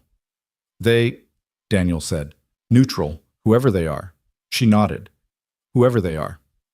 Later at a school open house, fate choreographed a collision more ordinary and more difficult than hospitals or storms. The gym smelled like crayons and disinfectant, and posters drooped at the corners over folding tables. A small crowd formed when Ethan's teacher laid out the students' simple machines projects. Ethan's was a wooden crane with a hand-carved pulley. It lifted a pencil with a grace that made one father laugh in delight, and then cough to hide that he'd almost clapped. Beautiful work, the teacher said to Daniel. It was not lost on anyone that she said it to him, as if the boy's hands and the man's hands were the same story in different tenses. Across the table, 2 mothers whispered about the Mercedes in the parking lot and the man in the flannel who smelled like orange oil. Isabella stood between them and made eye contact so cleanly it cut. They looked away. She moved to Daniel's side without ceremony. Best one here, she murmured, watching the crane swing. And I've underwritten robotics teams. It's just wood and string, he said, though the corner of his mouth betrayed how much the praise cost and how much it gave. Sometimes the simplest levers move the heaviest things, she said. He looked at her a glance that felt like a ruler measuring tolerances. The line between what he owed her and what he did not owe anyone sharpened. He said nothing. She pretended not to notice and cheered when Sophie perched on her crutches like a small queen held up Ethan's pencil as if it were a flag. The weeks clicked forward, a sequence of small increments like the teeth of a gear. Daniel learned the particular silence of the barn at night, when the last light bled out of the west and the rafters held the day's heat like a sleeping animal. Sometimes when Ethan had drifted off and even the radio had gone quiet, he'd stand at the unfinished writing desk, his white whale, his confessional. He'd lay his palms flat and close his eyes and try to feel when it wanted to be finished. Not yet, the wood said. Not yet. Isabella, in her car in the lane, watched him through the wash of her own breath on glass. She wanted to tell him. Every time she came, she wanted to put the truth on the bench like a crooked board and say, "Help me plane it straight."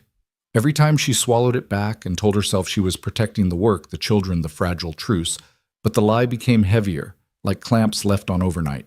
One night after the kids had been bundled into the cottage with hot cocoa and a cartoon, she lingered in the doorway of the barn while Daniel wiped his hands. The light made a halo out of the floating dust. "Do you ever worry," she asked, "that a piece will never forgive you for starting it?" He looked at the desk. "All the time." "What makes you know when it's ready, when it belongs to itself?" he said. "Not to me. I stop when I can't hear my voice in it anymore." She stood very still. The air between them hummed with something not yet named. "I'm trying," she said. So quiet, he almost didn't hear it. Daniel's eyes flicked to the shipping labels, to the moth, to the clean corners of the contracts he reread on bad nights, searching for shadows. He nodded once, a motion that could mean anything, that he'd heard her, that he understood nothing, that he'd decided to let tomorrow carry what he couldn't. He turned back to the desk and set a fingertip in a swirl of dust, drawing a tiny constellation. She recognized it before she knew why. 3 points, then 2, then 1. Orion's belt offset by a star that shouldn't be there. The same pattern had lived in a margin of an old proposal once upon a time, doodled by a man dreaming out loud on paper he hoped would change his life. Isabella's mouth opened, then closed. She stepped back into the cool dark, the cookies forgotten on the shelf, and let the night hide her as the barn light clicked off. That week, a padded envelope arrived with a remittance from Barkridge, tidy and generous and almost suspiciously prompt. Daniel slid it with a shop knife and lifted out the check. He stared. The amount was correct. The signature at the bottom belonged to an administrative officer he didn't know. Beneath it in faint watermark, a holding company name, he did Grant and Morrison Holdings, the sort of entity that quietly owned quiet pieces of many things. His thumb paused over the letters. He felt the floor tilt as if the barn had sighed. Out the window, Ethan and Sophie were laughing in the yard, the sound lifting into a sky as blue and blank as a gessoed panel waiting for the first mark. Daniel folded the check and slid it back into the envelope without a word. He set it on the workbench beside the unfinished desk, beside the rag that smelled like lemon and linseed beside the life he was trying to glue together with joints invisible and strong. The moth on the crate watched him with its geometric eye. And somewhere down the lane, a Mercedes idled engine low, a woman at the wheel, gripping it hard enough to whiten knuckles, trying to find the courage to tell the truth before the truth found him without her. The envelope sat on the workbench for 2 days before Daniel dared touch it again. It seemed to breathe in the dark, whispering questions he wasn't ready to ask. He worked around it, carving and sanding, finishing orders, pretending it wasn't there. But every time he passed, his eyes snagged on those faint watermark letters, Grant and Morrison Holdings. That name had weight. He remembered it vaguely from years ago when he'd still been fighting to keep Sarah alive, when every late-night search for funding led to faceless firms and silent rejections. Now here it was, stamped across the paper that promised him a future. He wanted to believe this was coincidence, but in his gut he knew better. On the third evening, while Ethan was bent over his sketch pad and Sophie leaned beside him offering suggestions, Daniel slipped the envelope into a drawer. Out of sight, but never out of mind. Later, after both children had gone to bed, Daniel stepped outside into the night air. The barn loomed dark against the stars. He lit a cigarette he had promised himself he wouldn't touch again and inhaled as though the smoke could burn away the unease. Across the yard, the cottage windows glowed faint with warmth, reminding him why he'd signed. Ethan. Always Ethan. But another face haunted him too, Isabella's. Her eyes the night she confessed. The folder in her hand. The words that had carved themselves into him. Because of you, I lost everything. The thought twisted deeper. What if she was still behind it all? What if this collective was just another form of her guilt, her way of buying forgiveness? He had no interest in selling. A part of him wanted to tear it all down, to walk away before pride was stripped from him entirely. But another part, the part that had carried Ethan through years of scraping survival, whispered that it didn't matter where the help came from. What mattered was whether it kept his son alive. He dropped the cigarette, crushed it under his boot, and whispered into the dark, God help me if this is another lie. The next morning, Isabella drove to the barn. She didn't announce herself. She never did anymore. Sophie had begged again, and Isabella, against her own instincts, had given in. When they arrived, Ethan met Sophie at the gate with a wooden puzzle box he had been perfecting. Their laughter spilled into the yard, clear and unburdened. Daniel was at the bench planing the edge of a maple slab. He didn't look up as Isabella entered. Your daughter has good taste, he said flatly, the plane rasping across wood. She seems to think Ethan's puzzles are treasures. They are, Isabella said softly. So is your work. He set the plane down, finally turning to her. His eyes burned with suspicion. Funny, that's not what you told me when I asked you for help 5 years ago. She flinched but didn't step back. I know, and I regret it every day. He let out a short, bitter laugh. Regret doesn't feed a kid. Regret doesn't pay for gravestones. Isabella's throat tightened. She wanted to say the truth, that she was already paying for both in ways he didn't know, but the words stuck. If he discovered she was behind Barkridge, everything would collapse. He would see it as charity, not partnership, and his pride would not survive it. Instead, she said, I came to see Sophie happy. That's all. Daniel studied her a long moment, then turned back to the slab, pushing the plane with deliberate force. Then keep it that way. Don't meddle in mine. His tone stung more than she wanted to admit, but she stayed watching the curls of wood fall, listening to the rhythm of his hands. She thought of Sarah's photograph she had glimpsed once on the cottage wall, and guilt pressed sharper. Sophie and Ethan darted in just then, Sophie holding up the puzzle box triumphantly. I found the secret, she cried. Ethan grinned shyly. She's the first one. Their joy cut through the tension like sunlight in a storm. Daniel's shoulders eased, Isabella's heart softened. For a brief moment, the air felt lighter.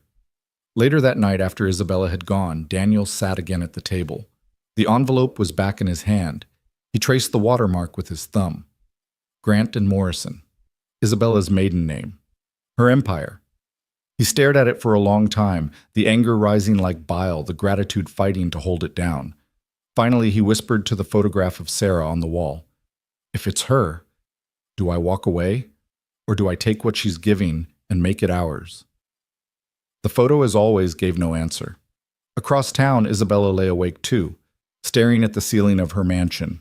Sophie's laughter still echoed in her ears, but so did Daniel's bitter voice. She whispered into the silence, I'm trying to fix what I broke, even if he never forgives me.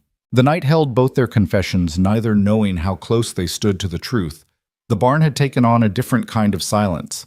Not the easy quiet of wood and tools resting for the night, but a taut stillness that wrapped around Daniel like a noose. He sat at the workbench, the Barkridge envelope spread open before him, its watermark burning into his eyes, Grant and Morrison Holdings. Every curl of sawdust on the floor seemed to whisper the same thing, her name. Isabella. He rubbed his temples, trying to push the thought away. But it returned sharp as a chisel tip. This wasn't coincidence. This was her. She had bought his future the way she bought stocks, properties, entire companies. Only this time the commodity was him. Ethan shuffled into the barn, still in his pajamas, clutching the wooden horse he'd carved. Dad. His voice was sleepy soft. Why are you out here? Daniel forced a smile. Couldn't sleep. He closed the folder, quickly hiding it under a stack of lumber scraps. Ethan set the horse on the table. Sophie said her mom is always working when she can't sleep. She says sometimes her mom talks to papers like they're people. Daniel's throat tightened. He thought of Isabella's voice in the barn, low and almost pleading. I'm trying. He hated that part of him believed her. Go on back to bed, buddy, he murmured, brushing sawdust from his son's hair. Big day tomorrow. I'll tuck you in. But long after Ethan drifted off, Daniel sat in the barn, staring at the shadow of the envelope like it was a ghost. The next morning, Adrian Wu arrived. His suit was immaculate as always, his smile measured. He inspected the latest piece, a dining table of oak, each joint seamless, the surface polished to a soft glow. Exceptional as always, Wu said, his fingers gliding reverently across the grain. This one already has a buyer, a collector in Boston. Daniel crossed his arms. Funny thing, I noticed the checks, the watermark. Wu's composure flickered, but only for an instant. And Grant and Morrison. Daniel said, his voice low. You gonna tell me that's coincidence? Wu paused, then set his briefcase on the bench. He met Daniel's gaze steadily. Does it matter? You have a workshop. Your son has a safe home. Your debts are being cleared. Isn't that what you wanted? Daniel's jaw clenched. I didn't want charity. I wanted a chance. There's a difference. Wu sighed softly, closing the briefcase. Then take it as a chance. The rest is noise. But Daniel wasn't convinced. He watched Wu drive away, gravel spitting under the sedan's tires, and the anger inside him coiled tighter. That evening, Isabella came. She didn't drive up to the barn this time. She parked farther down the lane and walked her heels crunching softly on the gravel. Sophie hurried ahead on her crutches, Ethan running to meet her. Their laughter met in the middle, easy and untroubled. Daniel stayed at the bench, sanding a drawer front with slow, deliberate strokes. He didn't look up when Isabella entered. You've been busy, she said quietly, her eyes tracing the finished pieces lined against the wall. Work doesn't stop, Daniel muttered. Isabella stepped closer, her voice softer. Neither does guilt. He froze, the sandpaper stilling in his hand. He turned, finally meeting her eyes. So it is you. Her breath caught, but she didn't deny it. Daniel, you couldn't just leave it alone, could you?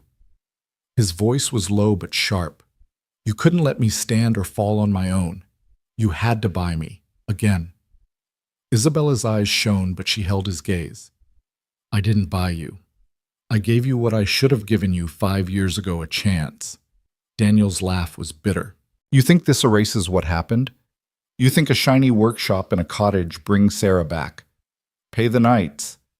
Ethan wheezed himself to sleep while I counted pennies. Her voice cracked. No, nothing erases that. But I couldn't keep watching.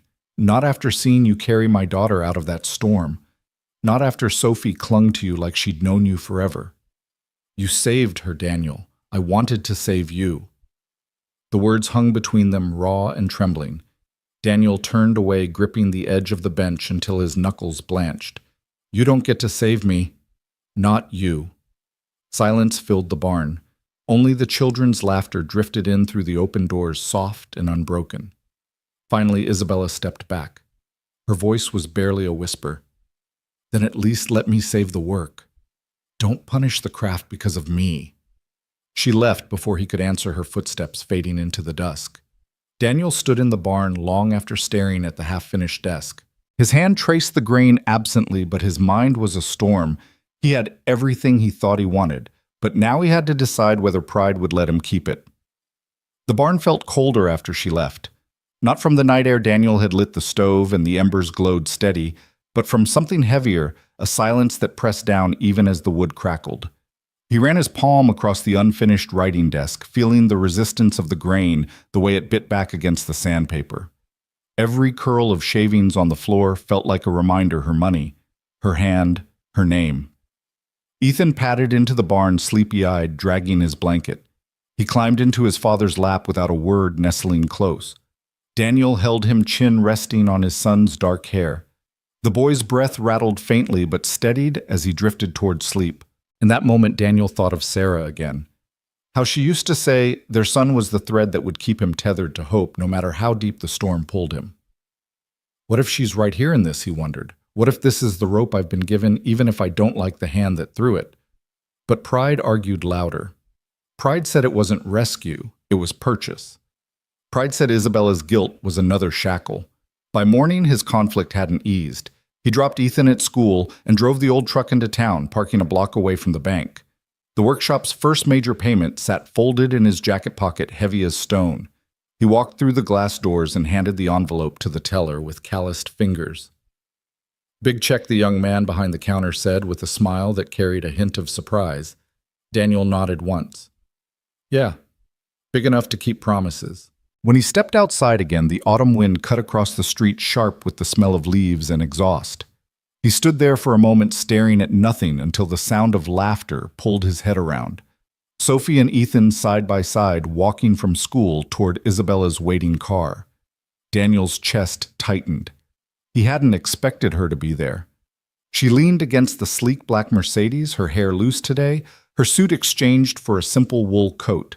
She looked softer, more human. Ethan spotted his father and waved. Dad Daniel crossed to them slowly. "Thought you were heading home with Mrs. Peterson," he said to his son. "She had an appointment." Ethan replied quickly. "Sophie's mom said she could drive me." Isabella's gaze held his, cautious but steady. "I didn't want him walking alone in this wind. It's too cold." Daniel's jaw worked, but he said nothing. Pride prickled, yet gratitude tried to temper it. Ethan, oblivious to the tension, tugged Sophie's sleeve and began describing a new puzzle box he was designing. The children's chatter filled the space, leaving the adults suspended in silence. "May I show you something?" Isabella asked quietly. Daniel hesitated, then nodded stiffly. She opened the Mercedes door and retrieved a slim binder. She held it out to him, her hands not trembling, but not quite steady either. "These are orders. Real clients, designers, collectors, hotels, people who believe in your work. It's not about me anymore. It's about them." Daniel flipped the binder open, scanning the pages. Each order form bore Barkridge's logo, each request described in detail. Walnut credenzas, custom tables, limited edition chairs. At the bottom of one page, the name of a designer he recognized from magazines. His pulse quickened, equal parts hope and suspicion, and all of this just fell out of the sky. Isabella's lips curved faintly, sadness hidden in the smile. "No, it came from your hands. I only made sure people saw them." Daniel shut the binder with more force than he meant to. "That's the problem. You're in all of this, whether your name's on the page or not." Her eyes glistened, but her voice held. "Would you rather I had stayed away, watched from a distance while you drowned?" He wanted to answer yes. He wanted to cling to the fire of anger. It was safer than letting the ice inside him thaw. But Ethan laughed just then, a clear, unguarded sound. and Daniel felt his resolve splinter. He looked at his son, cheeks flushed, eyes bright, as he and Sophie examined the puzzle box. They were happy, safe, alive in a world where wooden toys and shared laughter still mattered. Daniel turned back to Isabella, voice rough. "Don't think this makes us even. Don't think it erases what came before." "I don't," she said simply. He studied her face, the steel and the sorrow, the woman who had once dismissed him like a failed number on a page. And he saw something he hadn't before, not just guilt, but weariness. A woman tired of walls she had built herself. "Then why keep coming back?" he asked quietly. She glanced at Sophie, then back at him. "Because my daughter already chose. She sees the worth in what you build. And maybe I want to see it too this time without blinders." The wind rustled through the maples, scattering golden leaves across the sidewalk. Daniel didn't reply. He only handed the binder back, his eyes shadowed, his jaw set. But that night, as he lay awake listening to Ethan's steady breathing, his mind replayed her words. "She sees the worth in what you build." For the first time, he wondered if forgiveness and survival could stand in the same room, if the dream Sarah had once shared with him could be reborn in ways he hadn't imagined. And yet, as he drifted into uneasy sleep, the image of that watermark still haunted him, proof that some debts never really disappeared, they only changed shape. The barn had become the rhythm of Daniel's days. Morning light filtered through the high windows, catching the dance of sawdust motes. The hum of the planer, the rasp of sandpaper, the smell of linseed oil, all of it stitched into a kind of hymn. He worked with a vigor he hadn't felt in years, each piece a quiet act of defiance against despair. Yet beneath the steady cadence, a knot pulled tighter in his chest, the knowledge that Isabella's hand was hidden in all of it. He could not unsee the watermark. Grant and Morrison Holdings, her empire shadowing his revival. Ethan, meanwhile, thrived. His breathing had steadied in the clear country air, his cheeks grew rounder, his laughter louder. Each evening he and Sophie sprawled on the workshop floor drawing designs, Ethan sketching impossible puzzle mechanisms, Sophie coloring fanciful horses with wings and crowns. Their friendship was untroubled by pride or history. They simply belonged. One night, as Daniel was brushing varnish onto a cherry cabinet, Ethan leaned over his sketchbook. "Dad, do you think we could sell these puzzles too? Not just furniture." Daniel glanced at the crude but clever drawing, the secret compartment drawn with arrows and notes in his son's uneven handwriting. "We could," he said slowly. "People like surprises." Ethan grinned. "Then maybe we could make enough money to buy a dog." Sophie said dogs don't care if you live in a cottage or a castle. Daniel's heart tightened at the simple wisdom. He thought of Sarah, how she'd always said Ethan would grow up seeing more clearly than most. He ruffled his son's hair. "We'll see, buddy." But as night deepened, Daniel's doubts returned. He lay awake, staring at the ceiling beams, listening to Ethan's soft breathing. The workshop was real. The orders were real. The money, too. But if all of it was rooted in Isabella's guilt, wasn't it just another form of dependency? The next morning, Adrian Wu returned with a shipment contract. Daniel signed it reluctantly, his hand heavy. As Wu prepared to leave, Daniel asked flatly, "Tell me the truth. Is she behind this?" Wu's face didn't change, but his pause was too long. "Does it matter?" "It matters to me," Daniel snapped. Wu adjusted his tie, his composure slipping for the first time. "Yes, she's involved. She insisted you not know, but I suppose the truth was inevitable." Daniel's jaw tightened. Rage and humiliation surged through him. "So this—" He gestured at the barn, the tools, the polished furniture. "All of it is hers." "No," Wu said firmly. "It's yours. Every piece in here is yours. She only opened a door you should never have had closed. Don't punish the work because of pride." But Daniel wasn't listening anymore. His pride roared louder than reason. That evening, Isabella arrived with Sophie. She lingered at the barn door, cautious as the children darted past her. Ethan showed Sophie his newest puzzle box, their laughter ringing through the rafters. Daniel stood at the bench, arms crossed, eyes cold. "So it's true." Isabella's smile faltered. "Daniel—" "Don't," he cut her off, voice sharp. "Don't pretend this was just business. Don't act like you didn't pull the strings." Her hands trembled slightly, but her voice remained steady. I never wanted to hide it forever. I only thought, if you knew too soon, you'd refuse the help, and I couldn't watch you sink when I could lift you." His laugh was bitter. "You don't get to decide that for me." Her eyes glistened, but she stepped closer. "I wasn't trying to erase the past. I was trying to atone for it. I ruined your chance once. I couldn't bear to do it twice." Daniel's chest heaved with anger, but under it lay something heavier: exhaustion. He turned away, slamming a drawer shut. "Take your daughter and go." Sophie, sensing the tension, clung tighter to Ethan. "But I don't want to leave," she whispered. Daniel's voice cracked, but he didn't turn back. "Go, Isabella." The barn fell into a suffocating silence after they left, the children's laughter gone, replaced by the sound of the unfinished desk creaking in the stillness. Daniel braced his hands on the bench, head bowed. He felt both victorious and broken, as though cutting ties had severed something in him too.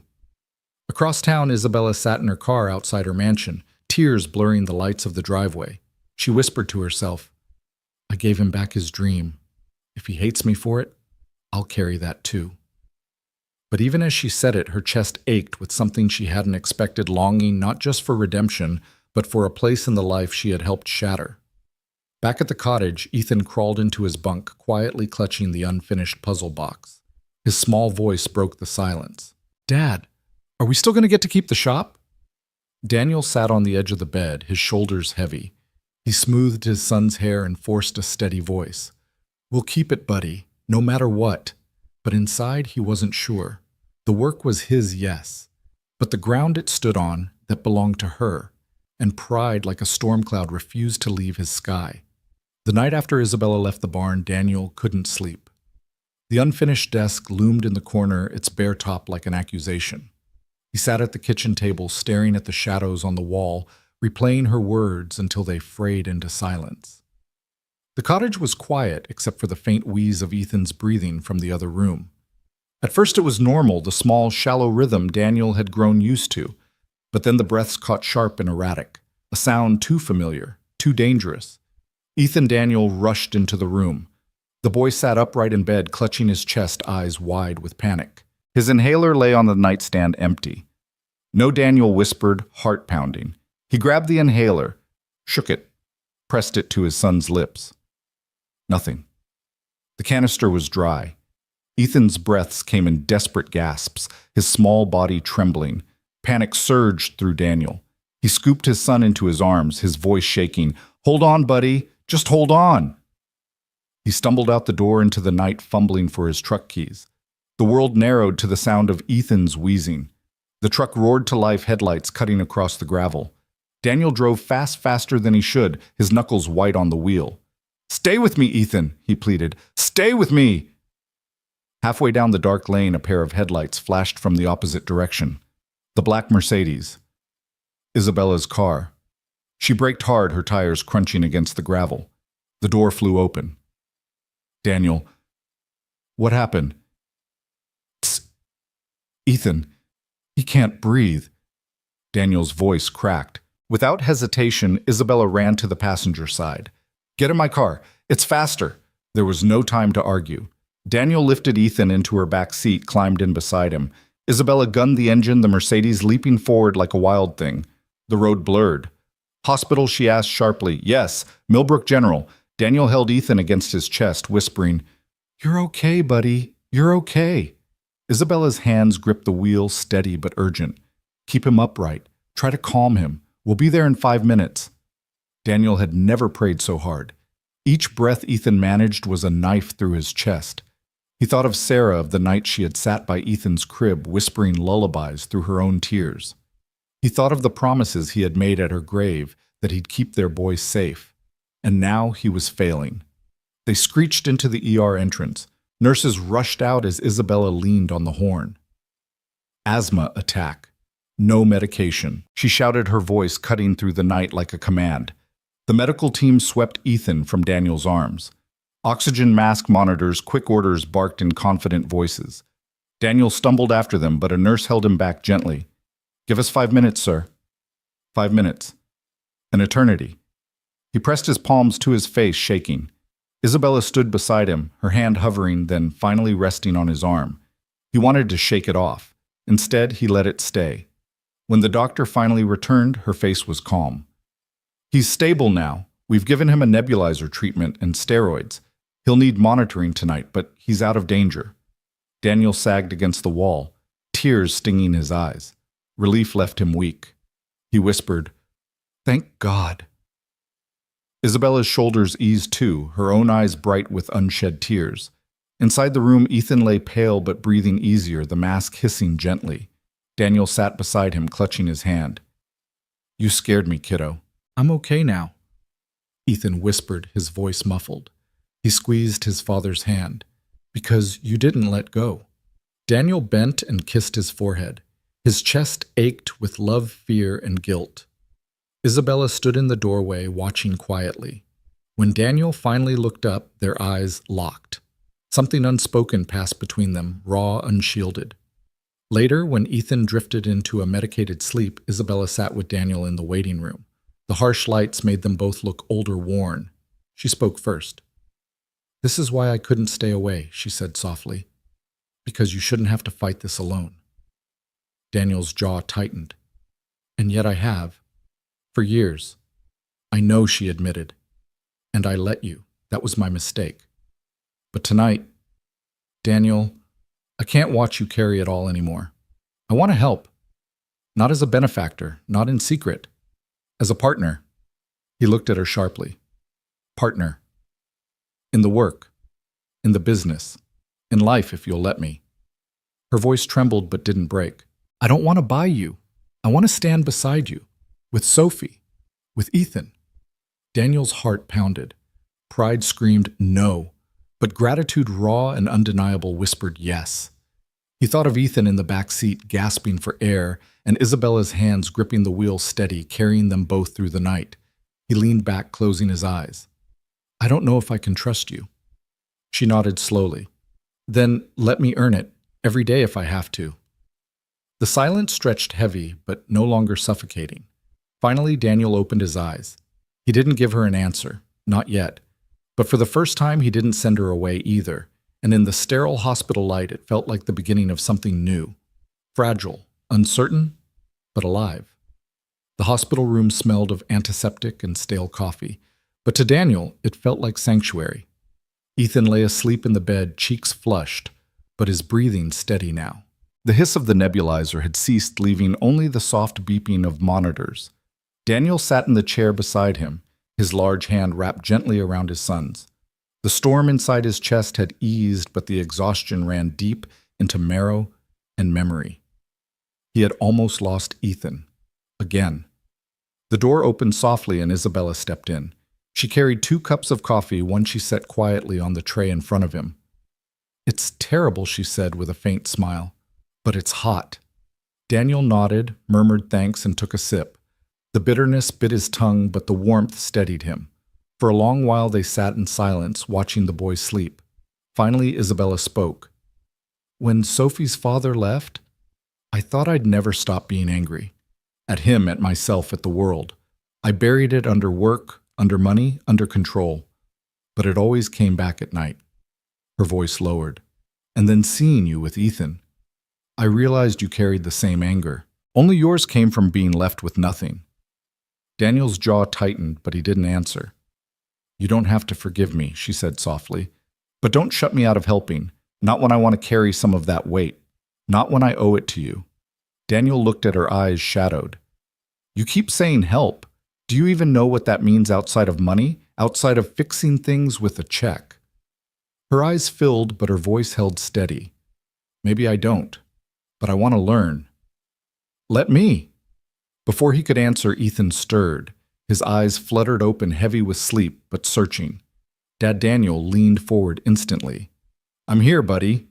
Ethan's small hand reached past him, finding Isabella's. She froze, startled, as his fingers wrapped around hers. "Thanks for driving fast," he whispered before drifting back into slumber. Daniel and Isabella shared a look over the boy's bed. It was brief, raw, but it said more than words could. By morning, Ethan was discharged with new prescriptions and strict instructions. Daniel carried him to the Mercedes, setting him gently in the back seat. Isabella drove them home in silence, the air heavy but not hostile. At the cottage, Ethan insisted on showing Sophie his hospital bracelet, like it was a trophy. The children's laughter filled the small rooms again, chasing away shadows. Daniel stepped out onto the porch, leaning against the rail.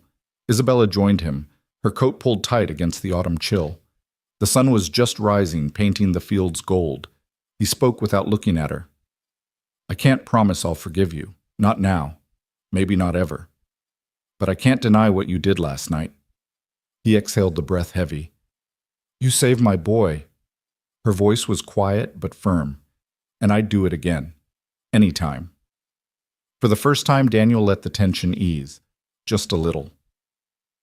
That week, orders poured in faster than he could finish them. The barn buzzed with life, new commissions, crates arriving for shipment, the smell of fresh varnish lingering like incense. Yet every time Daniel signed a check or glanced at an invoice, the watermark reminded him Isabella was in it, woven through the grain of his second chance. He didn't confront her again. Not yet. But neither did he push her away when she came by with Sophie. One evening, as the children worked side by side, Isabella lingered near the unfinished desk in the corner. She traced a finger along its edge. "You haven't finished this one." Daniel glanced at it. "Some pieces take longer. They tell you when they're ready." She looked at him, her voice soft. "Maybe it's waiting for forgiveness." His eyes met hers, a storm behind them. "Or maybe it's waiting for the truth." The words hung heavy in the air. Isabella lowered her hand, but she didn't leave. For the first time, Daniel didn't ask her to. The night stretched long, filled with sawdust and unspoken things, and though nothing was resolved, something fragile had begun like the faint line of a sketch before the blade makes the first cut. The barn glowed warm in the early evening, its rafters humming with the faint echoes of sanders and laughter. Sophie sat cross-legged on the floor, her crutches leaning against the wall while Ethan proudly demonstrated the hidden latch in his newest puzzle box. Their giggles rang clear bright against the low hush of the countryside settling into dusk. Daniel watched from his workbench, hand steady on a chisel, though his chest was anything but steady. The unfinished writing desk still waited in the corner, its surface raw and silent. He hadn't touched it since the night he discovered the watermark. Each time his eyes fell on it, something inside him twisted tighter. Isabella stood a few feet away, coat draped over one arm, her gaze moving between the children and the stubborn desk. She didn't speak. She had learned silence was sometimes the only way to stand in his world. Finally, Daniel set down the chisel. "We can't keep circling this," he said, his voice low but firm. "I know it's you. Behind the collective, behind the money, behind all of this." The children froze at the change in his tone. Sophie's eyes darted nervously between her mother and Daniel. Ethan reached for her hand instinctively, as though to shield her from a storm he knew too well. Isabella stepped forward, her face pale but composed. "Yes," she said. "No excuses. No evasion. It's me.